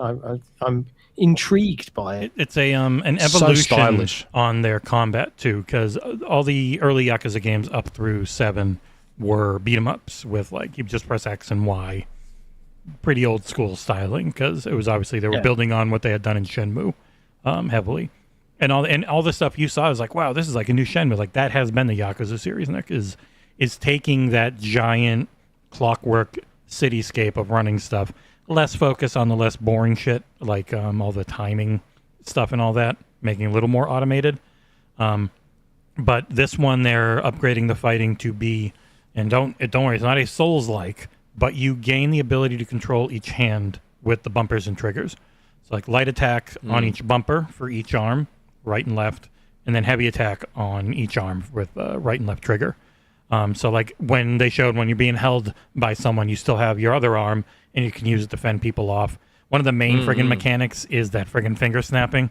Like someone will try and hit him with a giant mallet that hits the ground and it makes this boing, and he's like, because he's a musical prodigy, and he's able to take that timing of that boing and learn a new fighting move from it, because why not?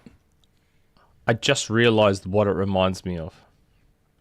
This is what a video game made by Quentin Tarantino would be. Not that many feet in it, though. Yeah, it needs more feet. It just clicked with me right now. This is if Quentin Tarantino made a video game. And I say that in a positive way, because I know Tarantino's fucking whatever, but if Tarantino made a video game, this is what it would look like. They should self-insert him, like let him be himself or be a character in the game, and then he just gets to spout a bunch of racial epithets, because he loves doing that. It looks so fucking cool. Yeah. Like, I legit want to try it just because of how good. Even again, I've tried Yakuza and it was not for me. And even Shenmue, like, I got caught up in the hype of Shenmue back in the Dreamcast days as well. And then I played Shenmue, and after the 5th hour of just walking up to people and inquiring about shit, and then they reply, and then you go, I see. I was like, I'm done with this shit, man. Like, I am not playing this anymore. You definitely seem to be killing people in this game, which you don't actually do in Yakuza. Like, you should, but everyone can take the punishment of the gods and just comes out of it like with a nosebleed. But in this one, you just got a knife and yours because there's a whole weapon system, and he is just tearing people's guts apart with it. And it's like, man, this is brutal in a way where they haven't been before. It just looks fucking cool, man. I don't know how else to describe it. It just looks fucking cool. They're up there yelling, cool as do you shit. know where we can find any sailors? Oh, God. There is a dude. Like, there was a throwback to Shenmue there. Like, your outfit. There was clearly the Ryu Shenmue outfit at one point. Like, this game does feel like what Yu Suzuki envisioned originally with Shenmue. This looks like the culmination of that. Everything he wanted in Shenmue. And then he went on to get thrown in jail over Balan Wonderland.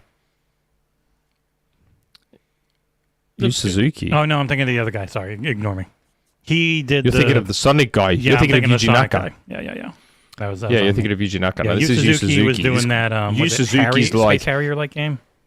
Yu Suzuki to me is up there with Miyamoto, but because he's not Nintendo, he won't get that same fucking recognition. But Yu Suzuki's behind some of the biggest Most games iconic ever. things, yeah. As far as he is Sega's Yuji Naka, Miyamoto. yeah. He is Sega's Miyamoto. It's weird. I always forget, like, he hasn't been making a lot of stuff, and Miyamoto hasn't, like, been involved in game dev for, like, a decade. Like, hands-on making it himself type of stuff. They've earned their places. But it's He did Shenmue, the Shenmue games, Virtua Fighter, Space Harrier, Outrun, Hang On, Jesus. Afterburner, Virtua Cop, Virtua Racing, Daytona. Like, come on. Like that's Air Twister, that's what I'm fucking... thinking. He's doing Air Twister and Steel Paws right now. Oh, wow. He was born... Yu Suzuki was born in 58, like my parents. Wow. Maybe he's me dead. I didn't know that. I wish. He did Virtua Fighter Cool Champ. The hell is that? I used to like Space Harrier as a kid, too. It was one of those I bought ones it that on was Switch. interesting to look at, but the moment I would start playing it and putting quarters in, I'm like, oh my God, I'm going to have an aneurysm. I bought Sega Ages Space Harrier on Switch. I saw it there. I'm like, man, I want the arcade version of Space Harrier. I wish they do Sega Ages Virtua Fighter. Why can't I just get Virtua Fighter 1 pulled perfect all of arcade their- perfect port at home? Yeah, they pulled all of those off of everything. Like it's weird. I'm curious what Sega's going to end up doing because they pulled most of their old games off of stuff. They're all delisted. Weird. Anyway, that's kind of everything Xbox. There's a little scoop that Aftermath got where Double Fine unionized, but 42, there you go. That's the sentence. Yeah, 40 Double Fine unionized. And they saw 42 people have unionized. We're like, wow, Double Fine's only 42 people. And it's like, well, no, it says in the fine print like it's excluding a whole bunch. And it's so like probably people who are full-time, part-time, and not management, not janitorial, because I was in the list. Like of the full-time and part-time devs who are not contracted, there are 42 people, which is like the entirety of non-management, non-contracted stuff. So I think there's still over 100 on LinkedIn. Cool. There you go. Next up in the news block, it's PlayStation's turn to take the spotlight. Their financial results are in for FY25. Mostly positive. If it wasn't for Bungie and the RAM apocalypse, it would be the most positive they've ever had. Yeah, Still can't believe they bought Bungie. Like the most reactionary, dumbass purchase I've ever seen from a company. $3.6 billion, bro. But it's not even the money. Don't worry about the money. Don't worry about because peak Bungie. I would argue peak Bungie was worth that much. Peak Bungie was probably worth that much. It's the fact that all of their fanboys were like, you got to respond to ABK. You got to respond to ABK. And they just did.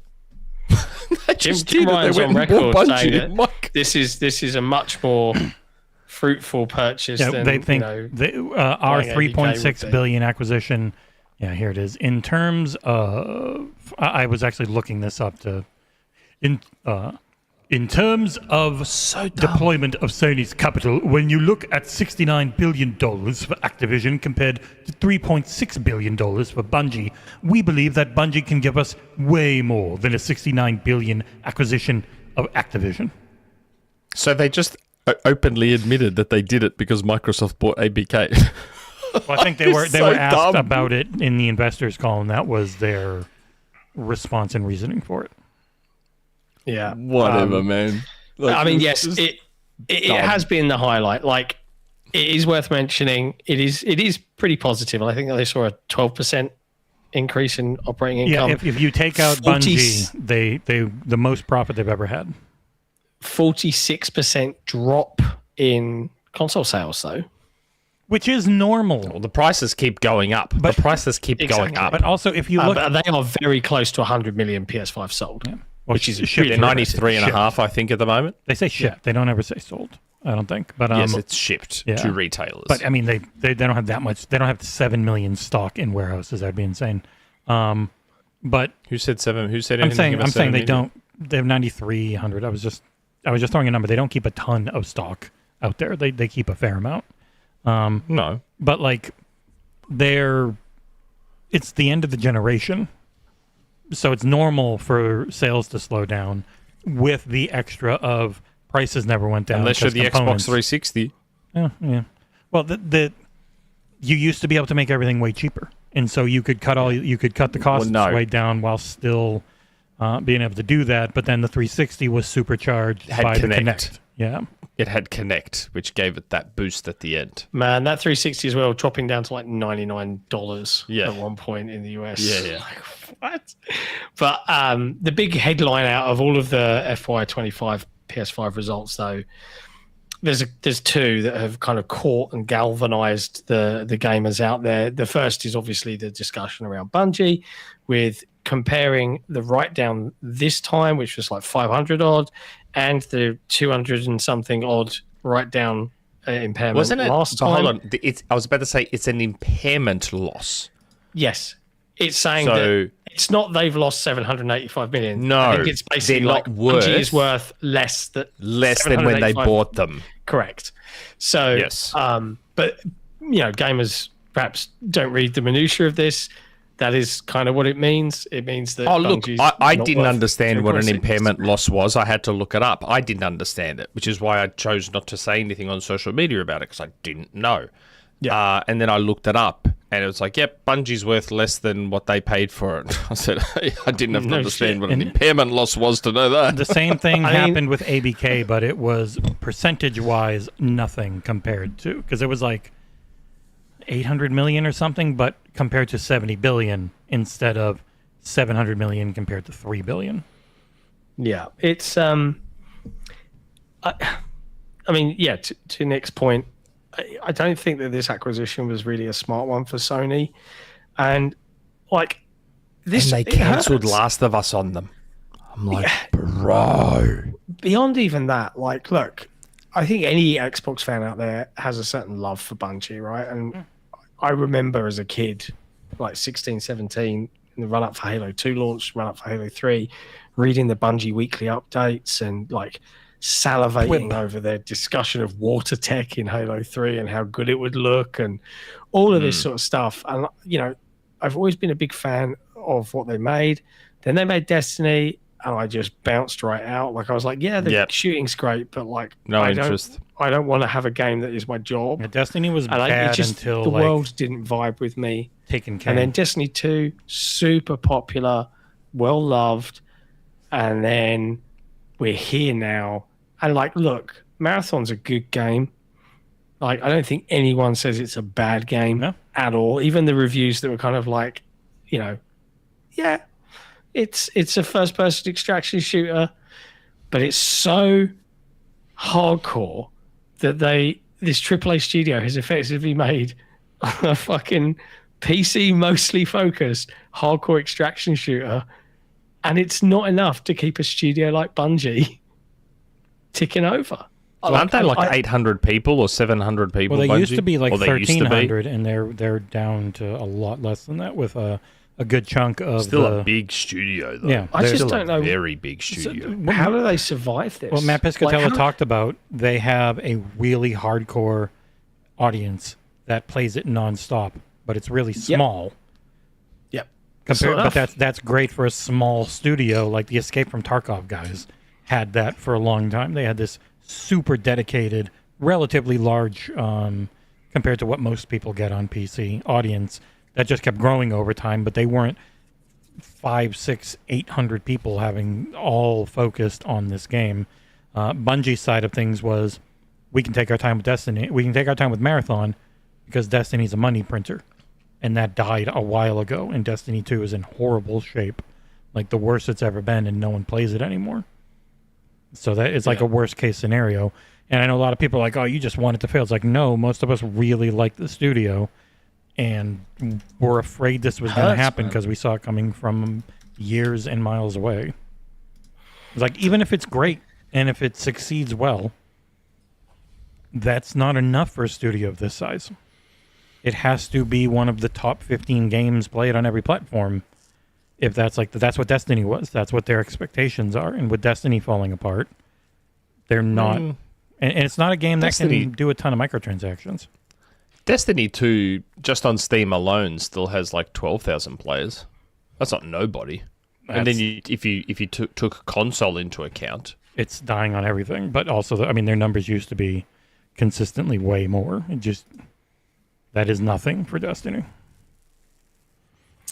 I think the big problem Marathon's going to face is like, you've got this hardcore group now, but in whenever it is June, when the player wipe happens and all of the progress you have, everything you've done is wiped and you are starting from scratch again, how many of the less hardcore people in that group are going to be like, and I'm out. No, I don't want to do all this again. There's Batman to play. There's 007 to play. And this is the problem. So I'm curious to see how it all shakes out, but very, very rough reading that. And no, they made some comments about Marathon, like, hey, the player retention's good, but it was kind of like skirting over the fact, the people you have now are retained. And it's not even that. It's not, the player retention isn't good in the people playing every day. It's the people who stick around play a lot, but less and less are sticking around. So the actual number of people playing keeps dropping. So that player retention is bad, but they've got this hardcore audience that plays it a ton. They're playing it a couple hours a day on Xbox. Like, funnily enough, I think it's the most played on Xbox is more than PlayStation a lot more. and PC. Yeah, it's like 38 hours a month on average in the US. Like, it's not the type of, it's a type of player retention, but the one everyone looks at, which is how many players are you getting every day and how much are they spending? Like, we just know they're losing players every day. We have no idea what they're spending, but who stays plays a lot. Yeah. So interesting times. The other big news topic, and there's three really, but I want to do this one. And I think VGC did one of the best write-ups for this, actually, was, and this is amusing because I saw a lot of people suddenly gymnastic enthusiasts on a certain forum as they cartwheeled and somersaulted their way out of this one as Sony laid out its AI plans for PlayStation. And this is generative. And they said specifically generative AI. That's the quote unquote bad one. Yeah, this is via Chris Scullion over at VGC. I will put a link in the chat because he summarized this far nicer than I could have done. This is during Sony's presentation for its latest financial results. Sony Interactive Entertainment President and CEO explained how he believes AI will strengthen the company's efforts in game creation. At PlayStation, our goal is always to be the best place to play and the best place to publish. We see AI as a powerful tool to help us in this mission. For our players, this will mean a gaming experience like never before. More immersion, more adventures, and fresh ways to enjoy their favorite characters. For our publishers, this will mean an even more efficient production environment and a better discovery to ensure their games reach the right audiences. And they talk a lot about AI tools being used in studios. This is already in place at PlayStation Studios. game developers are automating repetitive workloads, improving software engineering productivity, and accelerating areas like quality assurance, 3D modeling, and animations through new AI-powered tools. Oh, generative AI. Interesting. I'm sure all these fucking outspoken celebrity developers who are asking everyone to boycott Xbox over AI, I'm sure they'll all be equally as outspoken about this, won't they? No, I haven't seen anything about it online, really. What else have we got? Fucking hypocrites, man. Bunch of fucking one hypocrites. One of the seriously. other things from the hardware side of things, it's not just that hardware is down, it's that they said outright that while they have memory orders allocated, they don't have good pricing. And so even though Grand Theft Auto is going to come out, they expect hardware to dip again. And when you look back, it actually isn't that shocking because Grand Theft Auto 5 was not a system seller for old consoles. Like PlayStation 3 and 360 numbers didn't jump up. It jumped up more for Xbox One and PS4. Really? Yeah. When I looked at it, I was surprised when people were looking that up. Oh. But now no one's going to have... I imagine there's a lot of people, because of the amount of cross-gen games you've had for this generation, there are a lot of people that they haven't got a compelling enough yet reason. And I would argue that GTA 6 is one, finally, if you're still when you're this deep in and it's Xbox only more expensive. I don't think... Sony literally just straight up said we expect fewer hardware sales year over year again, despite Grand Theft Auto coming out, and in large part because they will make less hardware because of memory concerns. That's not all. In terms of AI, the final phrase from the CEO at Sony was, "Through our investments in AI and machine learning, we will continue to push the fidelity frontier forward. We believe AI will unleash the creativity of our studios, power a more curated platform, and enhance the PlayStation experience for both players and creators. With our global player base, deep library of IP, and integrated ecosystem, AI is a powerful tool for us to deliver a truly cutting-edge entertainment experience." I hear. Is that Resetera? I can't wait to watch Alana Pierce's scathing video indictment of PlayStation's use of Gen AI. Can't wait for that Resetera's in the background. You can hear him. They were so happy about this. I mean, look, if we want to get real for a second, AI is already in use at pretty much every AAA studio all across the globe, and I am fine with it for a lot of the things that they kind of do mention here. Automating. Man, we've always said it's a tool. We've always said that the overreaction to AI is it's overblown, and everyone's like, oh, they all shit their pants over AI. It's like, AI is a tool. Some people use tools in a bad way. Some people use tools in a good way. That's fucking life. That's everything. The reaction to this shit was always overblown. My point is about the fucking double standard and the hypocrisy. Yeah, of course. Did you expect anything less? I don't actually give a shit that they're using AI. There was a story years ago, wasn't there? I don't know how they've scrubbed it from the internet, but there was a story years ago about Naughty Dog saying, "Oops, sorry, there was a stolen asset or an AI asset or whatever in the background of one of our things," and everyone went all fucking apeshit over it. And it's like, everyone just needs to relax, like, a little bit. But it's just... it's the same shit again. It's that same shit again. How long have we been saying it? They're all going to use it. And most dev studios and all that sort of shit have probably been using it for ages. And they're just not... They're smart enough to not say anything. Because they know the reaction that it causes. So they just won't say anything. Eastern markets, like Japan and South Korea especially, they don't give a shit. People there don't care. That's why you will see all the Nexons and friggin' the other one that I can't remember, and I always confuse the two. Crafton, like they just talk about it outright because it's not a stigma there. Yeah. Be interesting. Anyway, the last thing to come out of all the PlayStation FY25 stuff was the after investor call. Sony talked about how they'd sold 1.5 million PS5 units. You know, it was down from the 2.8 they'd sold the year before, blah, blah, blah, blah, blah.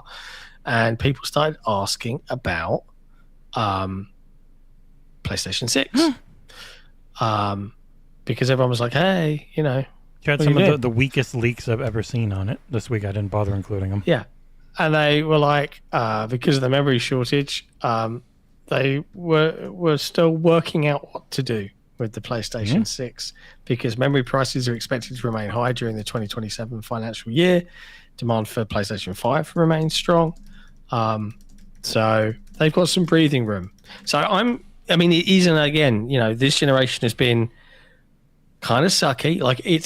I think it's fair to say last year and this year have been really good in terms of games at this point. Like, I've got no objections now. But it's going to be interesting to see now what happens next. Like, are Microsoft, because of their sheer size, going to try and jump first and do a 360 for next gen? Are they going to wait till 2028 and see what the world does? I don't think there's I don't know. There's no point in waiting. It'd be the exact same hardware. The thing that makes me kind of like go is, and I don't know about the rest of you, but like when prices go up because of like some economic turmoil or a war, and you notice how like they didn't really come back down. I don't expect them to come back down. No, they never do. Not to any great degree. So, as in this gen, or yeah, just generally, I think prices just because we've made this normal now. This is the new normal. Everything's really fucking horrible and expensive. They won't until it doesn't sell. Yeah, I was about to say. That's the one. I think a lot of it will depend on pre-orders for the next gen consoles, sales for the next gen consoles. So my guess is that the consoles will initially release really expensive. But if they see that they're not selling gangbusters out the gate like consoles traditionally do, then you will see a more normal generation where the consoles drop in price over time. But from a much higher level, so they'll be probably more okay with the prices dropping. And they'll probably get very, very aggressive with cutting the costs of the console in order to help facilitate that. Fingers crossed. Is my assumption. Fingers crossed. Hopefully. But, yeah, prices are constantly going up. The PS5 got a price increase in the Asian markets, I believe. And then the refurbs went up. The Switch now even is about to go up in September. That is literally our next topic. It's all about Nintendo's FY25 results, which are pretty great, actually. Tons of great stuff. They're on this one. They have bucked the trend that Xbox and PlayStation have, and their profit margin is still like 15% even in a launch year, which is crazy. Because their games don't cost $75 billion to make. Well, they don't lose money on hardware. That's the main thing. Like, they sold a ton of hardware. And they don't lose money on hardware. And they don't lose money on the hardware, which the others always do. Their financials are bonkers good. But even they. I will say I was sad to see both Metroid Prime 4 and Mario Tennis not even get a mention in the sales numbers, which means they've both sold less than 1 million. Well, Metroid has sold over 1 million combined, but they only they only mention it by SKU if one SKU has, and it hasn't. Yes, so neither SKU has hit 1 million. Yeah, Switch 1, Switch 2. Neither SKU. Yeah, neither SKU has hit 1 million. Somebody looked into it or talked about it, and combined they have. But Metroid's honest never sold that well as a franchise. Yeah, but it's and I do wonder what that means for Mario Tennis. Like, They're $70, right? I mean, it was full price, right? I think Mario Tennis was full price, and while it was more robust than the Wii U version. Yeah, $70. I guess a lot of people still felt it was quite light, and I just maybe a lot of people just thought that was too much money for such a bare bones, quote unquote, kiddie tennis game. I honestly and you think can kind of most of their stuff can't. What? Most games can't sell at $70 the way they want. I think the market is bearing that out more and more, and outside of the biggest of the big. Like the $70 price point is just too much for most people. Well, you've already seen Nintendo somewhat respond to it. Like the last few games they've had announced aren't $70 games. 50 Platoon Raiders. Star Fox is 50. Yeah. So they've already. I mean, they haven't adjusted Yoshi, which is surprising. I'm very interested to see how Yoshi does because I just had a look online and Yoshi is 95 Australian at JB, so I think it's an $100 Australian game for Yoshi. So I'm like, ooh, I don't see that game doing massive numbers at full price. Yeah. Because, if you're going to talk about stuff that, looks kiddie, nothing tops Yoshi in terms of that. So it's going to... And the funny part is this game actually looked like the new Yoshi storybook game, whatever, actually looks really good. Mm-hmm. It actually looks quite good compared to the last couple of Yoshi games. Like, I bought the Wii U one, and I did not finish it. Like, I was like, this is not... Yeah. It's a bit boring. It's not very fun. The main things they have that can sell at a full price is like Pokopia, which has sold really well because Pokemon is literally the biggest IP in gaming. Like, there's nothing in game. Yeah. There's no IP associated with gaming that like makes more money on average. Yeah. We'll talk about this later when we talk about Star Fox. But yeah, Nintendo's numbers aren't surprising. Nope. There were a lot of people that thought they might not up their prices. Which I'm like, they had upped everything. No, even Nintendo's not immune. Like they upped the controller. That's $90. They upped the dock. That's $125. Like, they were really expensive. Give Nintendo some credit though here. Like, I have to admit, even though they are upping the prices, so the Switch 2 is going up. The Switch and the Switch 2 are going up in Japan. The Switch 2, and that's effective from May 25th. The Switch 2 is going up in the rest of the world. In September. But they're waiting until September. Yeah. So they've given you like a decent runway. I think that gives you an idea to get one. That's what their, or I wouldn't be shocked if that's what their current memory like order allocations are. They're like, we don't have to up it right away. I just realised what that means though. So it's going up in price to like 770 Australian for the base model. Right, now that's what the bundle Mario Kart bundle costs right now. You want your limited edition Ocarina of Time. That means that the limited edition Zelda Switch is probably going to be like 850 Australian. You don't need it, Nick. Don't need it. You don't need it at all. You don't. You don't need it. I really do. Nope. I just sold my Zelda, my OLED Switch Zelda edition to help pay for it. Yeah, but it will play all the same games as this one right here. It plays everything. I know, but it's going to have a Zelda look to it. Go buy a skin.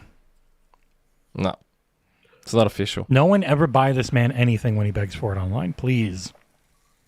He needs help. He doesn't want to spend the $85 on StarFox, so he can spend almost $900 on a console he already owns. I did buy. I've put Nintendo credit in my account for StarFox. I know, but you were begging for a while. I did. I paid $80 for $100 of Nintendo credit, so I could pay for StarFox. Should we talk about StarFox now?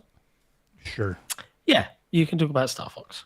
That was, like, seriously, that's one of the coolest things I've ever seen. Like, that should give you an idea of the weight Nintendo now holds in this industry. That they can turn around with 10 minutes of notice and be like, hey, fucking StarFox Direct, you useless pieces of shit, and you're all going to watch it. Fuck you. Get fucked, Nate. And everyone did. Everyone watched it. I'm like, okay. And they just watched it. Who else can get away with that? Like, who else can do that? Like, imagine if Nintendo did that with the next Mario. They're like, in 3 minutes, you fucking pieces of shit are going to watch the next Mario game. And everyone's going to be like, oh, okay. They're all just going to watch it. It's just like a beaten submissive. Like, okay. Yeah, all right. Okay, I'll watch. It's $80. Oh, okay, I'll buy it. And you're going to pay $90 for this, you fucking scum. All right. Yeah, it's true. Oh, shit.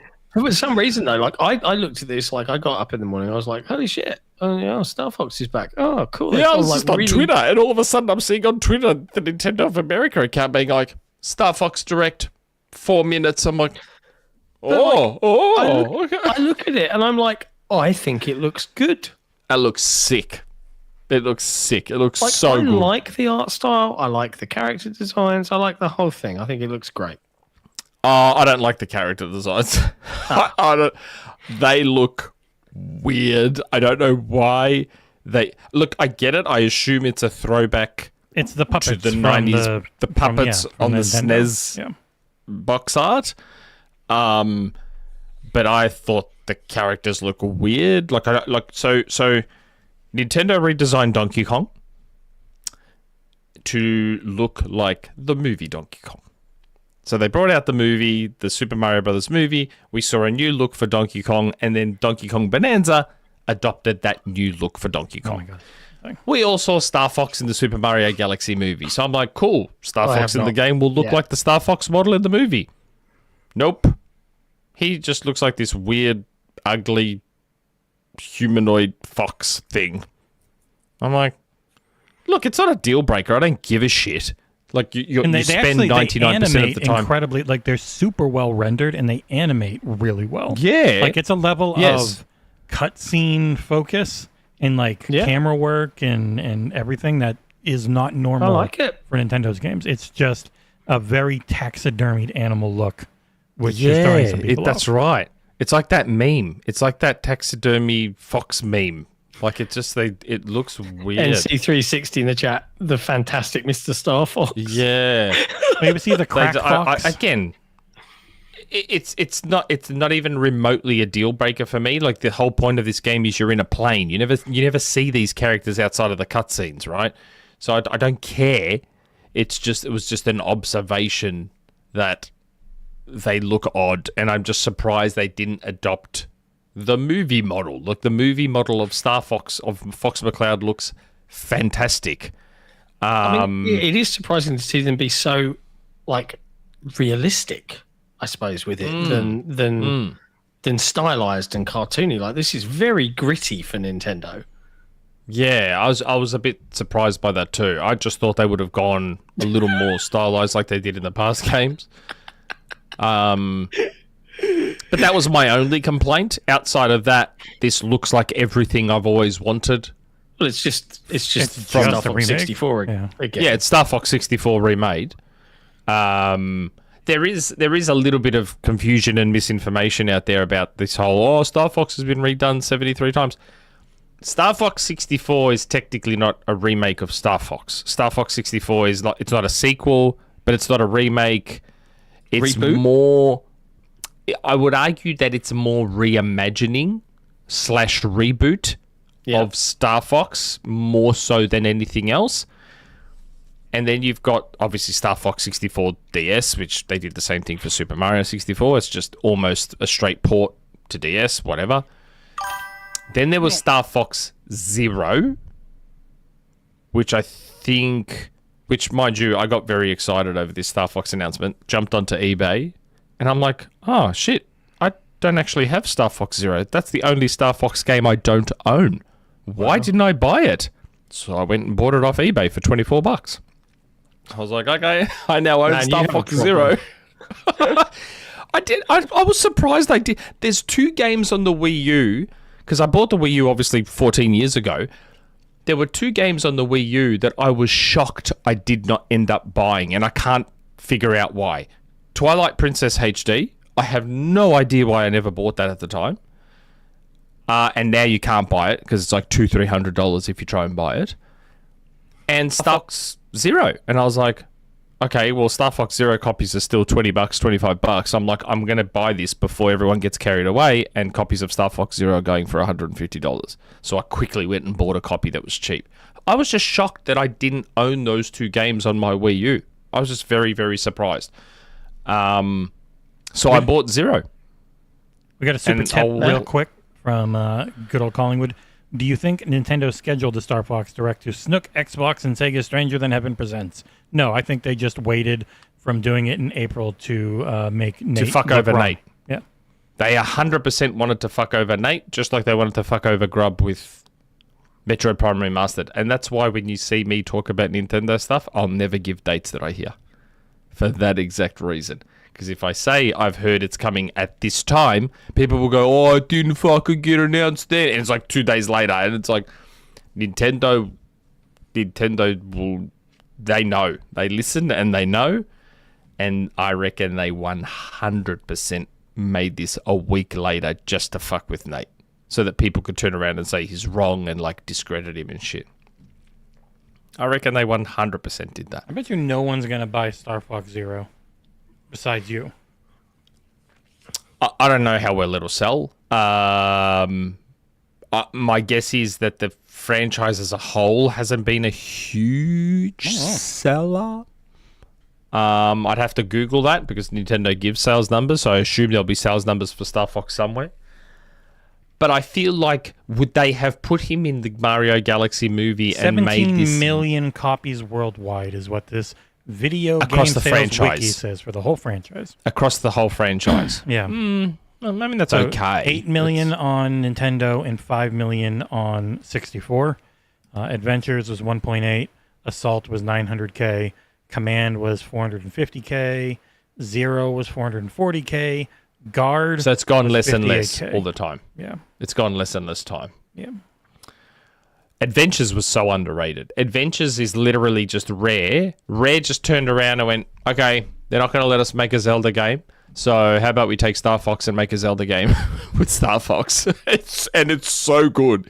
It is once again Rare knowing how to make a game just as good as Nintendo does. Like Star Fox Adventures, if you haven't played it, it is an incredible Zelda clone. It is one of the best Zelda clones out there. It's just Star Fox Zelda. That's all it is. And I absolutely love it. I'm fine with Nintendo 64 remakes if they fix the gameplay, because most of those games really did not play well. The funny thing is, Star Fox did, because it's just a standard on-rails flying game. Like, I actually booted up Star Fox 64 on the Switch 2 the other day, and I was like, shit still holds up, man. It is funny how Star Fox- everyone gets so mad about all the remakes, and I see Didact in chat. Nintendo rehashing their IP should get more flack. It's like, man, that's what their character. That is what their. I saw a main lot of peers customers calling want. this out. Like, I mean, people talk about nostalgia bait. You know, that is exactly what Nintendo do, and you know, Nintendo fans Love it. reward them for it every time. They are You know, Yeah, but I've unicorns. got no Some of problem them with out a there that will even go 30-year-old game being remade. No, I'm not It's a complaining. 30-year-old game. I'm looking forward to this. I loved the OG Star Fox on. Well, it also comes down to but- just the amount of games that some IPs get and the not free upgrades across generations lately, where it's like you're getting an that's expansion. What? We got a 666 from Tiberius Monk, just here to support Day One. Also looking forward to purchasing a Switch 2 from with some money from a research study I'm in. Looking forward to playing some great games, especially SNES classics. Great show as always. Don't let them do any horrible experimentation on you, though. It's not worth it for a Switch 2. Yeah. Don't do that. What about two Switch 2s? But this just and makes this me is- want Colony Wars to come back. Do you remember Colony Wars? I do remember it. Never played it. I remember it. Really enjoyed it. back in And the day. this, as far as remakes go, this has a lot of work put into it. Both visually, they've added the co-op mode where there's one pilot, one gunner. They've got the multiplayer mode. They've got all those inbuilt challenges. Like, they've done a lot. This is quite a hefty remake of a 30-year-old game. I don't think it's unreasonable. You said it was have on the level of Dead Space to me. I was like, no, they actually rebuilt the entirety of Dead Space. It just they But to did the such naked a- eye, it looks exactly the same as That's the how- original 360 game. I know that's how good the job was of rebuilding the actual entire skeleton of that game and not just updating it graphically. Like they rebuilt that one. Where this one is full graphic rebuilt, going through doing all the cinematics. They look really good. Yeah, man, this but has a lot it's of the work. base. This isn't cheap. The levels they said are like the same layouts and stuff. Yeah, and so was Dead Space. Nope. Yes, it was. No, it wasn't. They completely rebuilt the game. They rebuilt the entire ship so it was one thing instead of being like little chunks and all put together. They put in new sections, like going out into space and fixing the stuff. Like that was I a like proper Star remake. Fox, and I'm looking forward to playing Star Fox again. I Are loved you Lilac going Wars. to- For us, for John and I, it was actually Lilac Wars. It wasn't Star Fox 64. yeah. I don't know why PAL Regions got it as Lilac But Wars. it was That was such a Star Wing. weird name. on the SNES too. I think it said. in a lot of regions. Yeah, I It's think it was. Starwing. I don't know why we got the weird names in PAL regions. It was the one time where PAL got the worst name. I don't know why. We got the better name in Mega Drive, but we got the shitty name with Starwing and fucking Lilat Wars. Narratively, Lilat Wars makes sense because the whole thing takes place in the Lilat star system. So from a narrative perspective, that makes total sense. But if the game's called StarFox 60, like everything on the Nintendo 64 was called something 64. So why'd you fucking call it Lilat Wars? It was just weird. Why'd you just call it StarFox 64? But I think this looks fantastic. Like as soon as I saw my banking app tell me that I had this promotion where I could pay $100 and get $20 cash back, I was like, fuck it. Just went and bought $100 Nintendo credit for StarFox. And while I'm in Greece, I will download it on their third world internet and play it while I'm over there. Nice. Very much looking forward to it. You know what? If you want, I will have a crack at reviewing it. I don't know how I'm going to pull that off. And I'll be do text. all the capture. You just write it. You're going to spend £42 on this game, John? Yeah, I'll pick it up probably. I have no idea how I'm going to pull it off. We'll figure it out. You probably get bored. Yeah. Anyway, I'm really looking forward to it. I'm really, really excited for StarFox. I think that's, I loved StarFox 64 so much. yeah, looking forward to it. I think graphically I really like it, and it just Looks it's stunning. nice. It'll be nice to go back. I haven't played it in 30 years. So It's just simple. Yeah. It's just so simple. Yep. Shoot everything. Hold your shoot button down for a super laser. You got a bomb. You got your fucking spins and your loops and do a barrel roll. Do a barrel roll. Oh, yeah. So Um, StarFox was Starwing in Lilat Wars in Europe because of German company StarVox. Hopefully they're Oh out my this- god. Yep.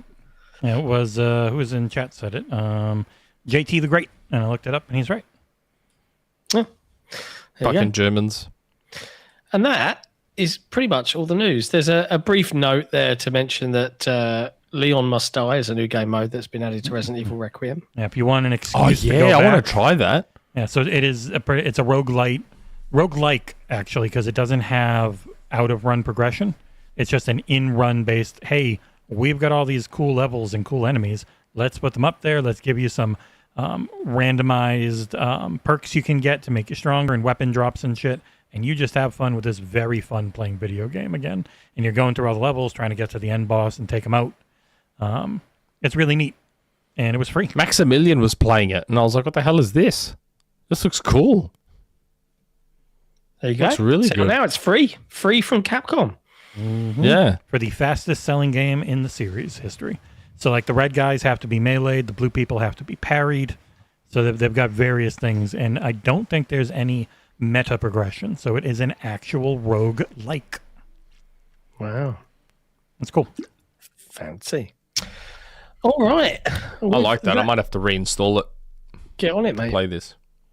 With that being said, and I'm surprised that we're here, but it's the time of the show where we want to hear directly from you. If you are a Day One member or a Legacy Patreon member, you can hit us up with your thoughts every week and drop in some community questions either on our Discord, via our forum, or via the community forums. And we love you guys when you do it because you often come up with some absolutely bonkers things that we've not even thought of. So big thank you to everybody that supports this team. Hit the like button on the video if you're watching right now, wherever you are. If you're listening to us on Spotify or Apple Podcasts or Google Podcasts or wherever you're listening to us, do consider leaving a little quick review, even a mean one if you want to be mean, that's fine, or a nice one like a 5-star, but then be mean in the comments. Like that's okay too. We don't mind. We appreciate everybody that helps make it possible.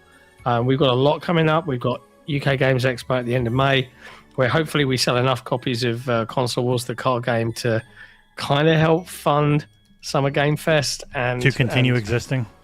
Gamescom, and basically to continue existing. Because I will be honest, things are very, very tight right now. I'm a little bit like this.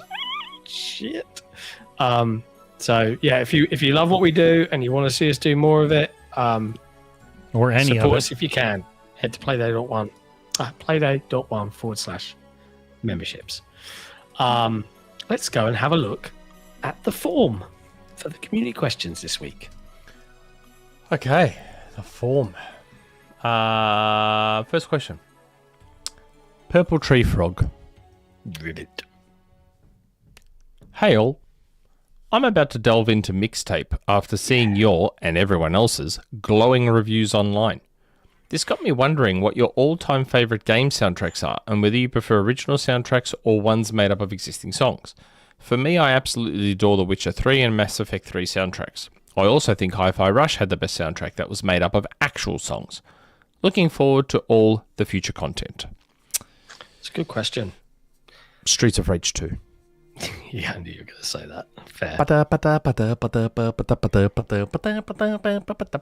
Oh man! For can't beat that recency shit. bias, Diablo 4 Lord of Hatred. Like, I have no idea why the music in that one will go so much harder than any of the music from the base game or the first expansion, but it is all fantastic. But that is recency bias. Yeah, I have a great deal of admiration for original soundtracks. Like, don't get me wrong, I like it. I like it when a good music supervisor picks really great songs that go well with whatever you're playing. Like, I think that is a talent that can't be beat. I want to be a music supervisor in New The York. irony of Mixtape being about Stacey Rockford wanting to be a music supervisor, and then like it's just so good. Like, all of the music choices. And Mixtape is a great example of great music paired with just the right kind of gameplay vibes. This song just came on randomly, but Street Fighter 3 Third Strike would probably be my top choice for soundtracks. Marvel vs. Capcom 2, But Third Prince Strike, of Persia, The oh my Lost God. Crown, and Rogue Prince. Prince of Persia, The Rogue Prince. Oh my. The Rogue God. Prince of Persia. Yeah, sorry, The Rogue Prince of Persia. Shit, I got my name mixed up. The Rogue Prince of Persia. First time I have ever actually jumped into Apple Music to listen Find to that a soundtrack. song's album. And I'm like, I need to hear every song on this fucking soundtrack. The Rogue Prince of really- Persia. Unbelievable. In terms of original, like, obviously, Halo is a strong one for me. But like, more recently, like, small indie title, Planet Lana. The first one, the second soundtrack was good, but the first one had a really amazing song in it that just The elevated chase it one? for me, which was where you're running across the desert. It's just like epic. I was just like, holy fucking shit. And a fun fact, and I think I mentioned this actually about the whole movie that they're going to make or they're pitching. Did I mention that? Mm-hmm. Yeah, cool. I'm looking forward to that. I want to watch Yeah, that. good shout, Alvin. Killer Instinct does have a fucking great soundtrack. Killer Instinct soundtrack is actually fucking sick. You guys probably would never have heard most of it, but if I'm going in, and I know it's recency bias again, but seeing it in chat is like, yeah, it's Expedition 33. That's my favorite ever. Yeah, for sure. Marvel vs. Capcom 2, incredible soundtrack. Seriously, I said it in my review, Double Dragon Revive. It's not a great game, but its fucking soundtrack goes so much harder that it has any right to go. As far as licensed music goes, Forza Horizon 3. Oh, that's got good songs in it. That's where I discovered Rufus Du Sol, believe it or not, in Forza Horizon 3. Really, really good licensed soundtrack in that one. Really good. Grand Theft Auto 4. Yeah, The radio stations. was really good. Yeah, GTA 4. The game to me plays like dog shit, but the radio stations That are is one- next level. The music's next level. GTA 4 is one, Nick, where on your Asus, Republic Gamers, Xbox, Ally X, Windows 11 handheld gaming device, if you mod that, you can fix all the issues you have with controls and everything. Like, you can mod it up, and it looks amazing too, even with some of the mods you can run. Okay. Interesting. No one have to question. But yeah, man. That's a good question. That's a good question. Tiberius Monk. Hello, everyone, at the fantastically awesome DayOne Show featuring Nick and friends. Little bit of a look. Throwback. Hey. I was going to say, like, if people haven't seen it yet, there is new merch available on the merch store now, including a Nick and Friends t-shirt. Nick and Friends. With your face on it as well. Yeah, I saw. As we all know, some video games are supported by great marketing campaigns in order to achieve sales goals and introduce new and existing audiences to their games, benefiting developers, publishers, and especially us gamers. With this in mind, name 1 or 2 video games that you felt were successful because of an excellent marketing campaign. If you were in charge of marketing for an upcoming game, which game would you choose and how would you market it? Keep up the excellent work as my favourite independent video game podcast. Thanks to DayOne, especially Jesse, for getting me into playing Banishers, Ghosts of New Eden, South of Midnight, and the Diablo 4 Lord of Hatred campaign. I appreciate it. Take care and ciao. You're welcome. Cool. Thanks, name 1 or 2 video games that you felt were successful because of a marketing campaign. I think Call of Duty got way Yes. bigger because of their, like, it was already successful, but they marketed Started it using so celebs? much. Yeah, the ramp up of Call of Duty's success was intrinsically tied to their marketing. Halo 2, part of Halo. The No, original Halo Gears- 2. Halo 2 had, I believe, the biggest marketing campaign in video game history. Like, to the point where outside of the US, even they were putting in massive money. Like, there was this historic thing in Sydney where there's been this heritage listed iconic Coca-Cola billboard, an electronic Coca-Cola billboard, to the point where Microsoft paid to put a Halo 2 ad up against that billboard. And that was like a heritage listed billboard. Would have cost them a fucking fortune. And they put a massive Halo 2 ad there. And they was Halo 2 had a ridiculous. And again, Halo 2 would have been big anyway because it was the sequel to Halo. But like they went so all out with the marketing that I reckon that contributed massively to it. Do we reckon Gears of War? Do we reckon that Mad World trailer alone sold the game to so many people? I think it's really, I struggle to, because like video game marketing inherently isn't for me. I do not see it. I do not watch because TV. you already know about the game anyway. The answer's in chat. Monopoly Mobile. That game makes billions, spending billions. Like their marketing budget's the biggest half of the money I've they ever made. seen. Yeah, Oh, really? I've never seen an ad for it. it's not it's targeted at old people quite a bit. Oh, right. Because Okay. Monopoly. But yeah, Didact's got it. That is the one. That is the most influential in that game being anything. If you were in charge of a video game now, and Mark, I've already got an answer to this. As soon as I read it, I had a game in mind. I had an ad in mind. The whole lot. But go. Give your answers. Oh, I don't have one. Like, my really? brain is, it's 1:45 in the morning. I don't have an answer right this Okay. second. I'll try and think of one, but Hopefully the developers for Dead as Disco are watching. Because I would market Dead as Disco. And I have a fucking sick ad in mind. I have such a good ad in mind for Dead as Disco. I reckon it'd be so fun. Like, you just have an ad that just looks like a nightclub. That you don't know what this ad's going to be for. It starts in a nightclub, and a fucking DJ is just going off in a nightclub. Whether it's at Ibiza, whether it's at fucking some nightclub, whatever. DJ's just going off in this nightclub, playing music. Everyone's into it. Fucking going off on the dance floor. Hard fucking house music is playing. And then some fucking people notice something's going on in the crowd. I was like, what the fuck's going on? And a fucking punch-on breaks out in the crowd of this nightclub. And there's this fucking dude just who starts kicking the ever-living shit out of everyone in this nightclub. to the beat. Yeah, to the beat, and just starts beating the fuck out of everyone. And people are just coming. And I reckon that would be such a cool ad for that. It would be a cool ad, but you wouldn't be able to pick hard as fuck house music, bro. You'd have to pick Why? a song that because you need to pick a song that everyone knows. That's what they would pay attention to. You say that like there's no such thing as like known commercial house music. I mean, there's commercial house music, and then there's classics. You know what I mean? But there are classics that have done both. So you're telling me that if they played like a Daft Punk song, Yeah. no one would like Yeah. Daft Yeah. Punk's up there. Okay, yeah. Stardust music sounds better with you. Like there's classic commercial house tracks fucking left and right. They only have to use one.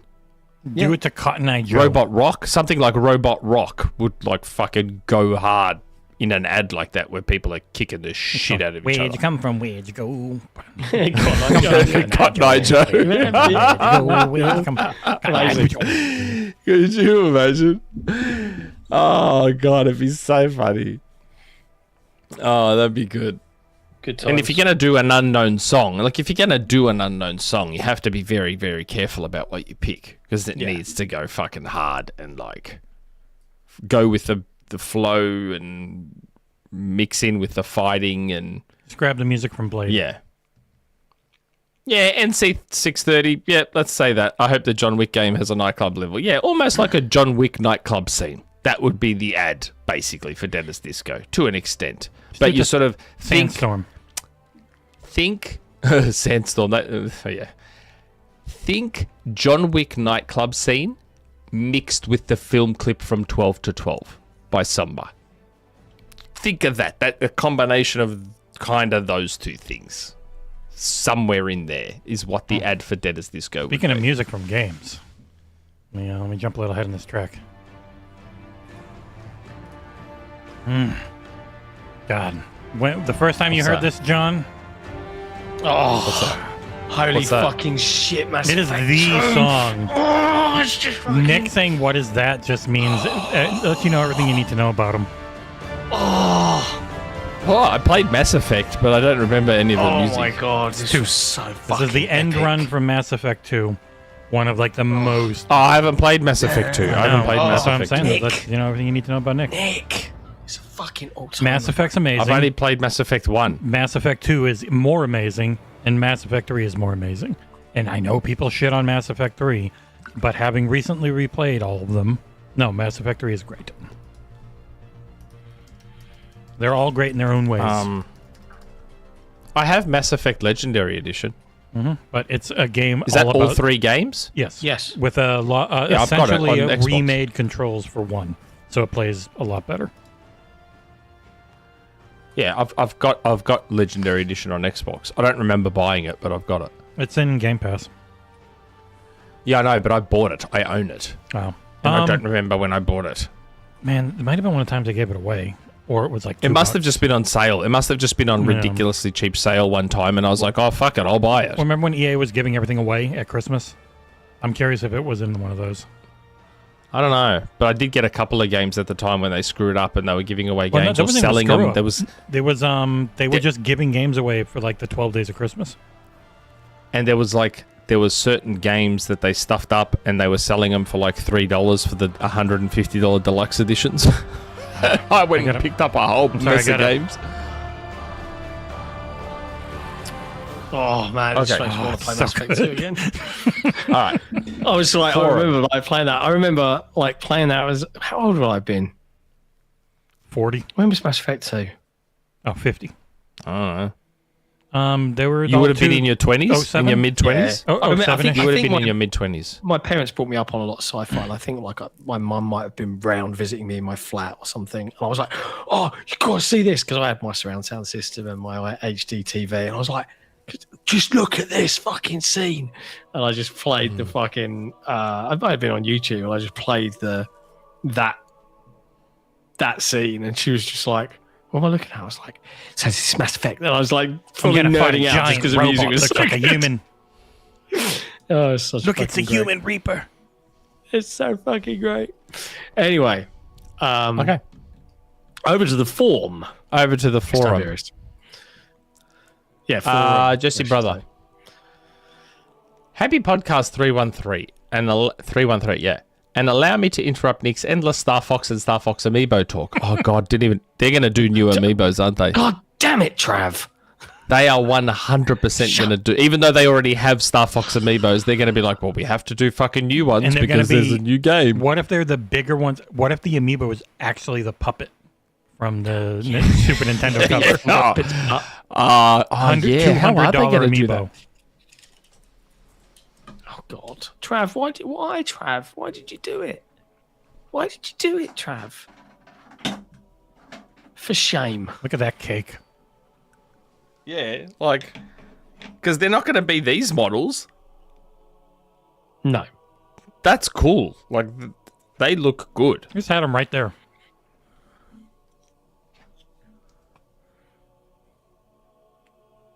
I don't know what they're going to do with the new ones. That's going to be weird, because I assume they are. Like I said, from what I've heard, there are so many amiibos coming over the next year and a half. So many. It's frightening. I can't give an exact number. Not allowed. And I'm trying to stay under Nintendo's radar for the time being. Because I'm very public. When I They will asked come for me. when I asked for a Star Fox 64 code, I did say it would be going to you, as a huge Did you? Nintendo fan.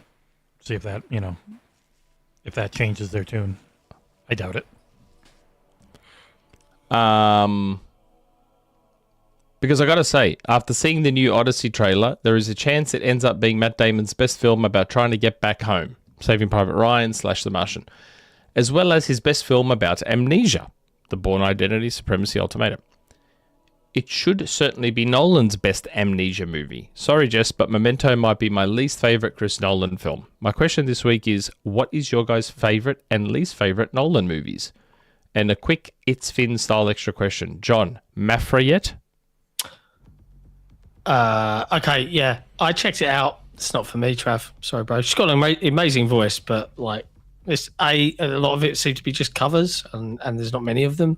And I also was just like, it's very teenage angst singing style for me. Sorry, bro. Favorite and least favorite Nolan movies? Interstellar Favorite number one. Interstellar? Yeah, Interstellar is Sorry? number one. Yeah. Oh, really? That's your number one? Absolutely. My least favorite is easily Dark Knight Rises. Because that's not a good Yeah, you and movie. Sutton, that'd probably be up there for me. The original, I was not that big a fan of Insomnia. I don't know if that would go lower than Dark Knight Rises. Insomnia? I like Which one is Insomnia. Insomnia? That was Robin Williams, wasn't it? I remember Yeah. not loving it, but I haven't seen it since it was new. I would put God, something I don't like even remember this movie. Memento or Tenet somewhere down there. I love is my Tenet. least favourite. Tenet. I get Tenet. why couldn't even people make it don't past like the first Tenet. 20 minutes. I liked it. I've watched it 3 times to make sure that I got it. But Tenet is a movie where it's a weird thing where if your brain can do the two things at once, it's more enjoyable. But like my wife can't do paying attention to people going forward, paying attention to people going backwards at the same. It hurts her head, and so she hated it. Have I seen Insomnia? I'm not even sure. I love Memento. Memento, I absolutely fucking adored. That movie is God fantastic. damn you, Carrie-Anne Moss. Um, Not the actress, Absolutely. the character she played. fell in love with Memento. What else did he make? Chris Nolan. Yeah, Insomnia was Al Pacino and Robin Williams and I know, and I'm seeing reviewed those two incredibly actors, and I'm well. like, I I just feel remember- like I would have seen this. I remember not loving it, but I actually haven't seen it since it came out, which was what? It came out in... Oh my god, you're so slow. I might have to Tomatoes. rewatch it. I might have to Funnily enough, rewatch I think it to Insomnia is a remind me. remake from 2002, because he made the original Insomnia. Yeah, it's 2002. And the original Insomnia was made 5 years earlier, in 1997, with Stellan Skarsgård, a different director. I don't know if it's the exact same movie. Oh, I just really? remember them being similar. Yep, yeah. Oh. About a guy going to a place where there's no nighttime. And that movie is also incredibly well reviewed, but I've never seen it. That version. Okay, I need to. Poor John, he's so tired. What else did he direct? I've been working so I mean, hard. like, you can just pick the ones you remember, bro. You don't need to look up Wikipedia and then be like, I haven't seen No, I that know, but film. like half his movies I haven't even seen. Like I haven't seen the following Doodle, Larceny, Tarantella. I've basically seen from Memento forward. Yeah, I imagine a lot of Um, people are probably like that. Yeah, and I adored Memento. The Prestige is fantastic. I really loved liked The Inception Prestige. early, but then when you go back to it, it's so silly. Like the logic Yeah, of everything. Inception. I did like Inception. Yeah, And I like Interstellar. I haven't seen Dunkirk yet. it's very good. I actually haven't seen it. And Tenet, 20 minutes in, and I'm like, nah, sorry. Nah, mate. Batman Begins, I loved. That's my favorite of his Batman trilogy. Batman Begins. Dark Knight is overrated. Dark Knight is a mediocre movie elevated by the single performance of Heath Ledger. Mm-hmm. Take Heath Ledger out of that movie, and it is a downright average movie. Christian Bale's Batman. If you take is Ledger annoying. out of it. Where Batman Begins is a legit fantastic Batman movie. And Dark Knight Rises is a joke of a film. It is a Batman movie that takes place entirely during the day, which is fucking stupid for a start. And then Hey, there's you season have night. that, and then you have that dumb shit where he's in that hole in Turkey, and then he climbs his way out with no passport, no money, barely any clothes on, but is in Gotham the next day. And I'm like, how'd you get there, bro? How'd you Handsome fucking get there? Handsome and white. Just silly, Well, dumb also, shit in that movie. filming the death scene with Talia with a unbelievably pregnant Marian Cotillard. That's why it's so bad. She could barely move, and they were trying to hide her being pregnant. It was just, it was just not a great film. Felt very much like Nolan was right in the middle of his sniffing my own farts phase, where he The thought Kojima. his shit did stink. It was weird to see that progression from Batman Begins to Dark Knight Rises, and how each film just got worse and worse. It was because I love Batman Begins. I actually think that's a fantastic superhero movie. I thought it was really, really good. He wasn't doing the Batman voice yet either. Oh, the voice, by the third movie, the voice was so fucking comical. But even Bane's voice. Oh, hello, Batman. The original "Oh, trailer, he sounded so bro." good, and then they ADR'd him to sound like a freaking dipshit. Oh, I was molded by the dog. I was molded by And I'm like, man. And I love Tom Hardy. Tom Hardy is so good, but oh boy. Why you Holy couldn't shit. just get an actual big Mexican wrestler who could act to play Bane? I don't know. Man.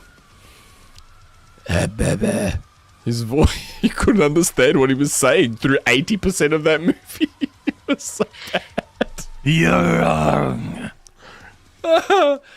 Oh shit! At least fucking Zack Snyder had the forethought to be like, we'll just give him like a throat thing that adjusts his voice. I'm like, that makes sense, bro. I'm okay with that. Yeah, have you ever Whereas, like- seen the Dark Knight Returns Part 1 and 2 cartoon movies? No. Awesome. And the voice of Batman is Peter Weller, aka RoboCop. Oh, RoboCop. Yeah, it's Yeah. so good. Those movies are awesome. And that's a lot of where the Ben Affleck Batman came from. Frank But Miller's. to me, that's a cool solution to the idea of Batman needing to change his voice so he doesn't clearly sound like Bruce Wayne. Put a voice modulator thing into his suit that fucking changes his voice. I'm like, yeah, that's a cool solution. Chris Nolan's like, oi, Holy Christian. shit. I feel like we had this conversation like 20 years ago. And it's Oi, Christian. now. Oi, Christian, Put me I out my need your misery. voice to be real gruff. Can you just gruff it up a little bit? Is he even British, Christopher Nolan? Yes. Or is he- Him, Oh, he it's is. weird because Jonathan Nolan grew up and went to college in the U.S. So even though they're brothers, he has an American accent. Probably watching too much YouTube Kids. I need you to gruff it up a little bit. Oh, it was that he was in. and we'll never let John go to bed. He was in his phase of all practical, but then of course you ignore the fact that it's practical to start with, and then it's like Top Gun Maverick. We're all practical. They're really in the jets. Yeah, you replaced everything outside of the cockpit. So it was all, it's F1. We did it all for real. We changed everything on the track because it was F3 cars. But yeah. Next question. Yep.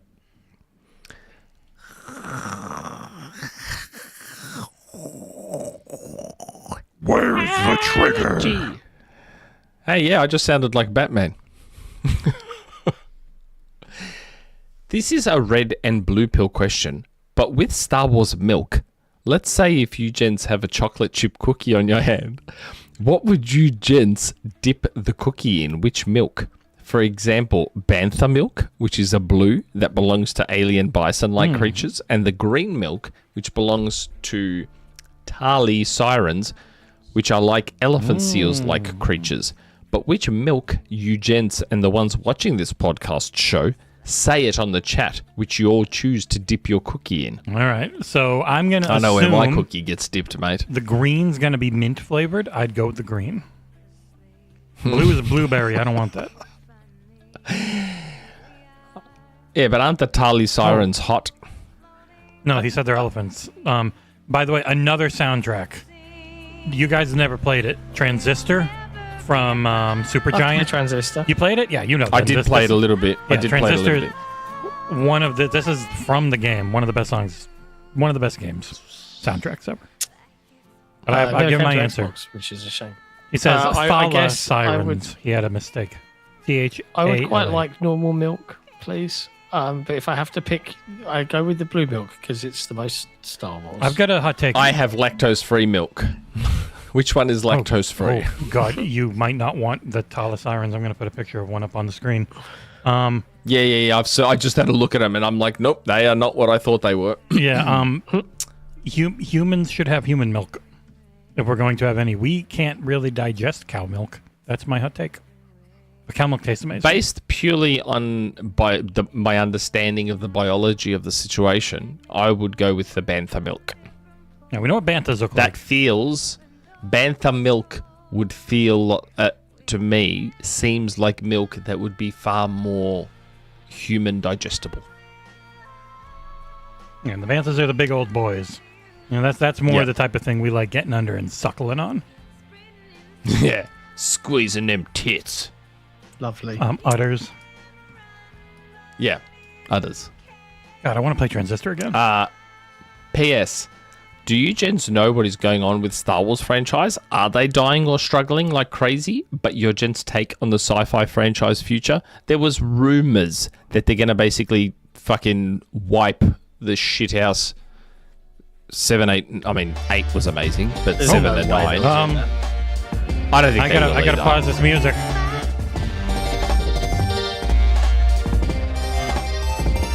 Is that 100?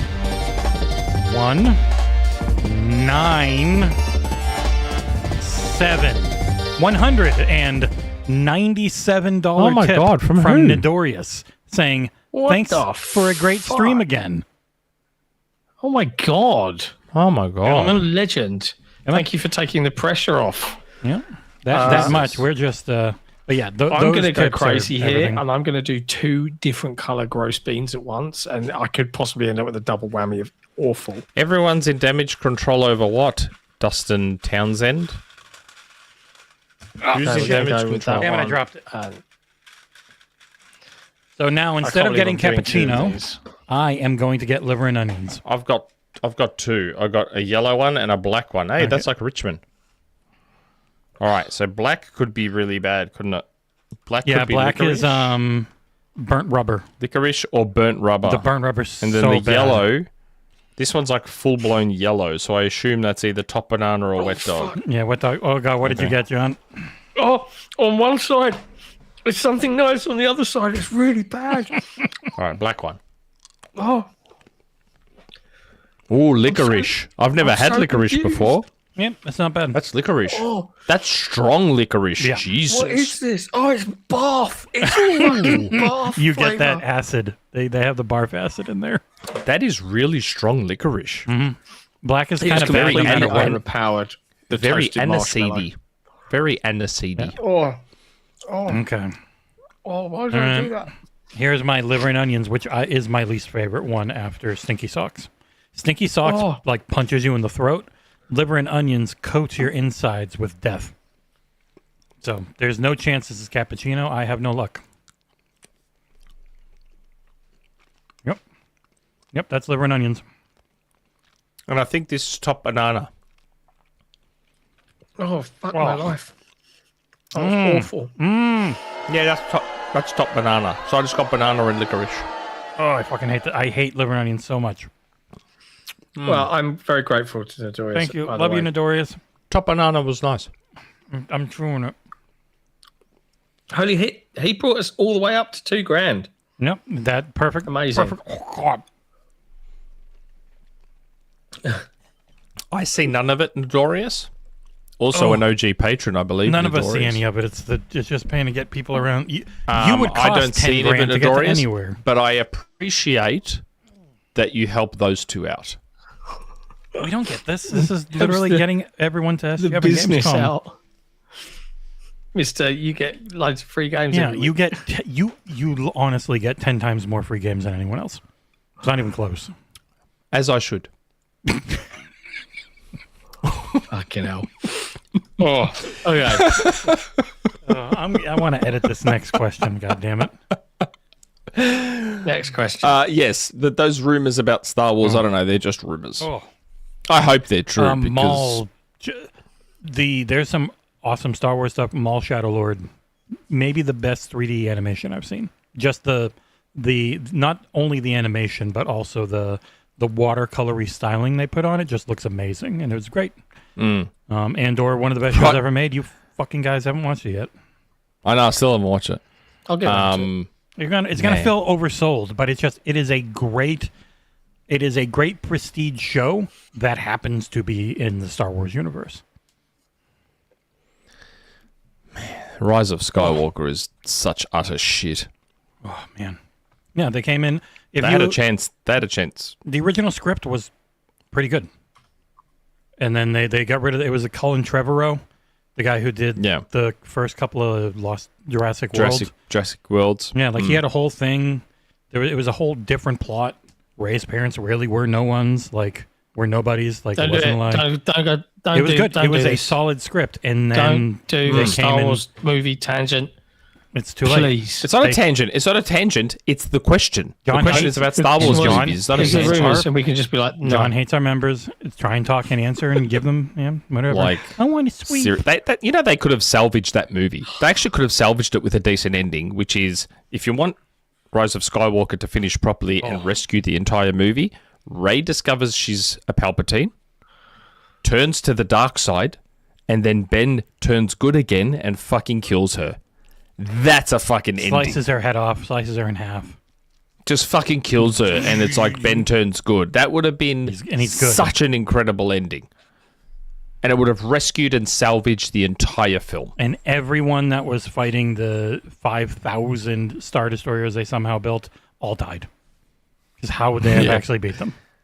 Next question. Who are you? Ray Skywalker. Fuck, that was shit. But she was, Such utter but she shit. says that because she's a ghost now because he cut her in half and she is walking along the sky. So fucking dumb. 99 Rukin. Hello, Nick and Friends podcast. Today I'm going to talk about Xbox buying Dead Space IP. Just kidding, even God, though I I wish. want it to happen. Yeah. My actual question is this. We know the PIF is buying EA, and we also know Silver Lake is part of that deal. TKO is partly owned by them as well, and they have that partnership with the Saudi government.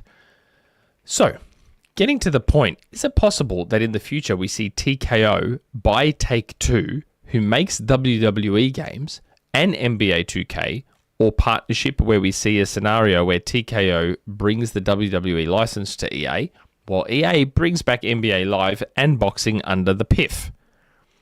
This could happen simply because Silver Lake has partial ownership in both companies, allowing them to essentially control most major sports games, minus MLB for now. Who's TKO? The UFC WWE ownership.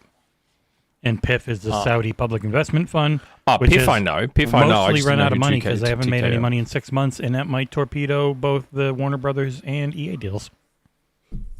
Womp womp. Oh, okay. There's a lot of runoffs from all the warring that's been going on. I don't know. It's how big of a company is TKO? Could they buy Take-Two for like 50 billion plus? A A lot of money. Their market cap Take-Two would cost a lot of is- money. I don't know. Let me see. I don't even know how you figure that out sometimes.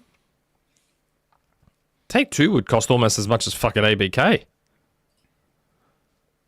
When you think about what they own. Like, Take-Two would be a lot. They're worth I think it would be a better $35.7 purchase billion. than ABK. 35. Yeah, but you'd have to pay more than that. No, I'm to saying get them, TKO though. is worth that. Oh, TKO. Oh, man, that means that they're five wouldn't less than Take-Two be Take-Two. worth more? Their Take-Two is worth Yeah, five they're worth more. less. Yeah. Yeah, But that's why you they're have the worth PIF. less than Take-Two. You have the money from the Saudis and stuff and whatnot. Because that's what I thought. I thought surely Take-Two, you would need at least 50 to buy Take-Two. At least. God. More. Because Grand Theft Auto on its own is going to fucking is going to make The how many IP value billions? is off the charts. Yeah, off the charts. Next question. Didact 3. Hello, Nick and Nick's lovers. Lots of those. We live in a world full of remakes, to the point that Nintendo's lineup for the initial years of a new console are full of them. Is this just a sign of Nintendo finally catching on the high-fidelity graphics of today, or a limit to their pacing of releasing first-party games, where games are taking longer and longer to make? Interesting question. They make the money. Yeah, their initial lineup on the Switch had a lot of remakes because they put out a lot of good games on the Wii U that no one bought. Yeah, there was that. Yeah, like I've said it before, the first year or two of the Switch is basically Wii U ports. The biggest selling Nintendo game of all time is a Wii U game. Mario Kart 8. The one thing that sold really well on the Wii U. Yeah, like the Wii U sold 13 million consoles, and I think Mario Kart 8 sold like 8 million. Like it sold to almost every Wii U. I think Nintendo... I don't know, I feel like Nintendo has a nice blend of new stuff, sequels, remakes, because they do have a lot of old... Like Star Fox 64, I feel it's aged well from a gameplay perspective. Because it's just an on-rails shooter. But visually, obviously, being a Nintendo 64 game, it looks like us. So it makes sense to completely remake it. That's why we're also going to get, like, try playing Ocarina of Time. Gameplay of Ocarina is okay. Again, it's 30 years old this year. Especially when it was Ocarina. making a genre almost. Which I feel like in all the videos I've seen discussing the Ocarina remake, I don't think I've seen anyone mention the fact that this year is the 30th anniversary of Ocarina. Actually, is it this year? No, it's 98. Sorry. Wow, you're not even close. It's 98. Sorry, so 2 years' time, it's the 30th.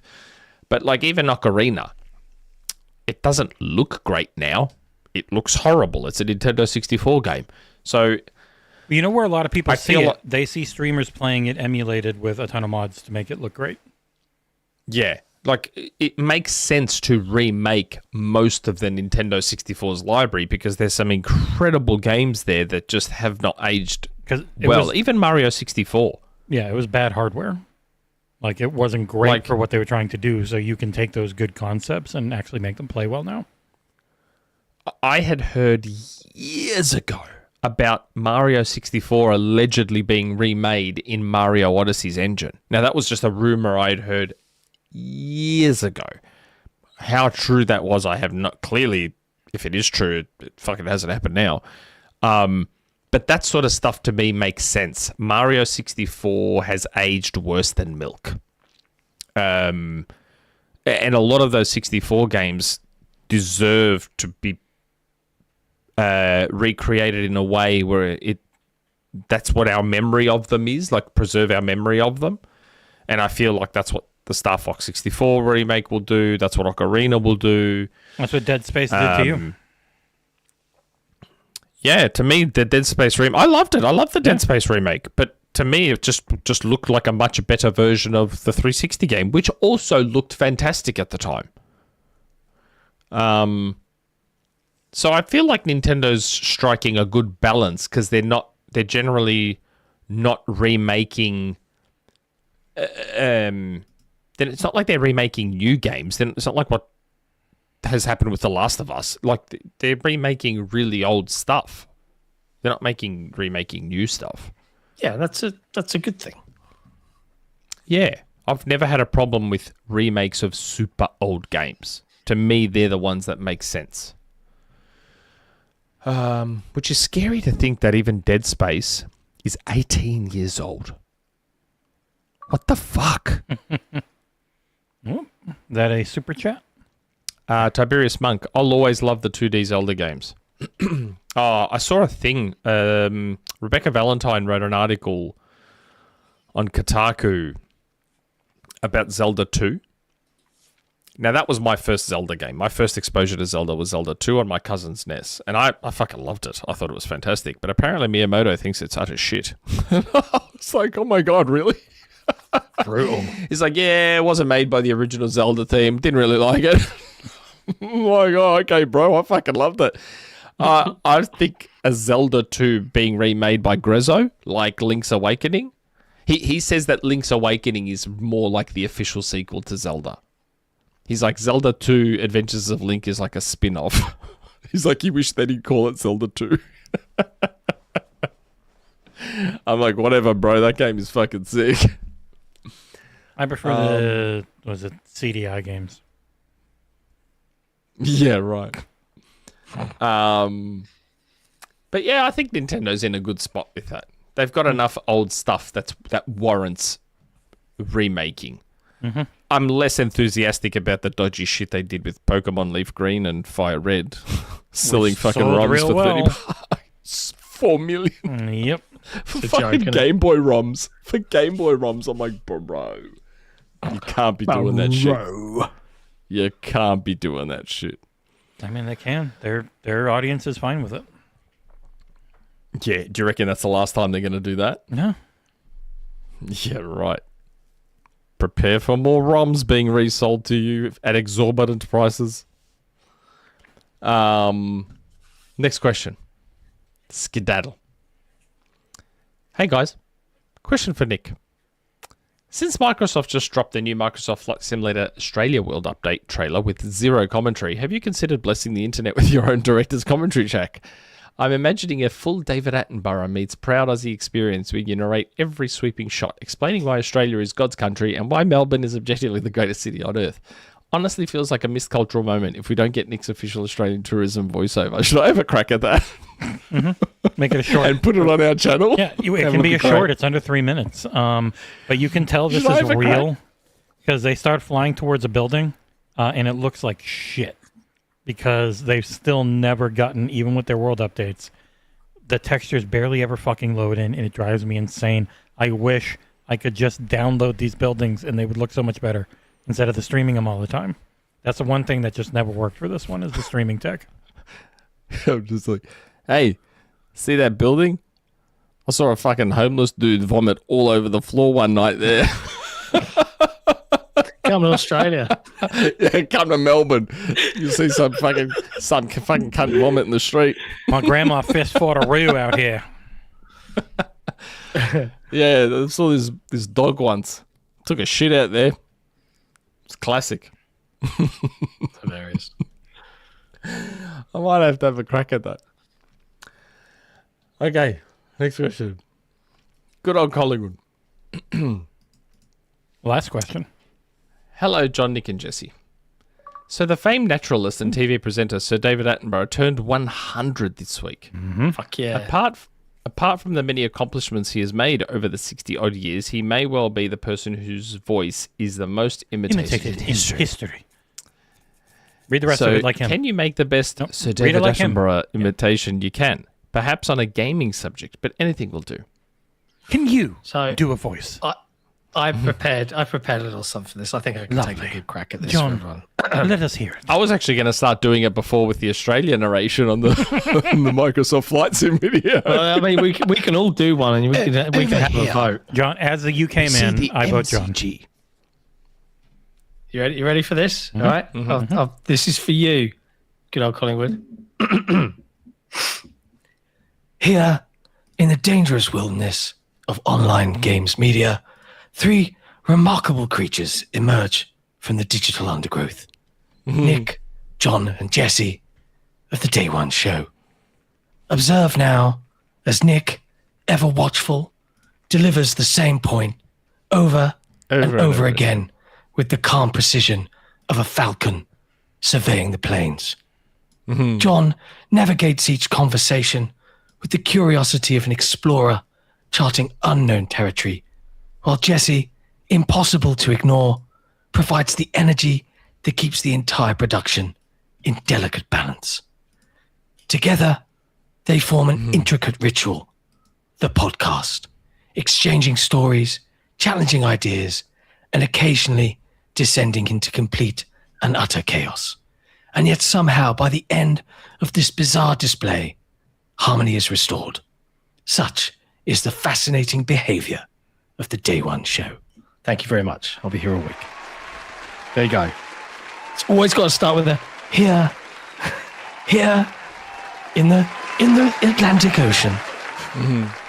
There you go. Thank you very much. I'll be here all week. I've got to represent. He is a Brit, 100 years old. Fun story. Someone said, "Hey, David Attenborough's too old now to play with Lego." And Lego actually tweeted out and updated their packaging to no longer say 4 to 99 plus years of age. It just says 4 to 100 plus. Even though 99 plus still includes 100. But whatever, I adored it. I adored that social media interaction between brands. The Attenborough name has forever been tainted, though, by his brother releasing dinosaurs that killed everyone. And here on the right, we are flying over Melbourne City. Over to the left, I want to see a homeless man. A homeless man ejecting all his guts onto Lonsdale Street. It's a thing of beauty. Man, what a life though. 100 years of age. Yeah, I know. Full on. Fucking mad. My granny is 10 years away from that. Wow. If you've ever watched anyone like Margonaut in the chat, I don't know the voice, but like if you've ever watched anything like nature documentary, like Planet Earth, anything from the BBC, Planet Earth, Blue Planet, any of that stuff, it's all narrated by David Attenborough, and it's just made all the better for it. Because like he's the one guy where I'm like, yeah, just I'm fine with it. I can't watch a nature documentary without him. Let AI do it. He was the original ASMR. Yeah, he's unbeatable. But hey, that's the end of the show. That's the end of the show. It's been fun. It's been fun. Fun show, full of content, full of games, full of discussion. And it's only, as always, made possible by everybody that tunes in and watches us. So big thank you to everybody that's hung out with us in the chat tonight. Be sure to hit the like button before you step out. And we'll be back. We'll be back with more content, more reviews next week, more Game Pass reviews, more video game chit chat, headlines By the Tuesday and way, Thursday. Ooh, Jesse, isn't it Mother's Day for you guys as well soon? Yeah, it's Mother's Day for Aussie mums. 3.5 hours. So happy Mother's Day to all the Australian mothers. nice. And soon US mothers. Yeah. In about not the British 6 hours, mothers. 7 hours? 3.5 hours. Fuck the British mums. The British mums, you've had your time. You've all voted fuck reform. off. Get outta here. When's UK Mother's Day? Like March, I think. Oh, did you guys have it back then? Yeah, I think so. Father's Day is coming up in June. We get a little Father's Day. Our Father's Day is September. Wow. We actually align with the US, I think, on Mother's and Father's Day. No, we're June for fathers. Oh, really? So we align on the Mothers, US but then we align with mothers. the UK on June. Why doesn't the holidays. world just do them both on the same Because day? they're corporate Pick a holidays. day. Yeah, that's just. Pick a day. Oh, well. Happy Mother's Day for the Australian and American mums. Just remember, kids, every Mother's Day needs a Mother's Night. That's right. We're all just a bunch of motherfuckers. What does that mean? I don't understand what that means, Daddy. Such a good tune as well. All right.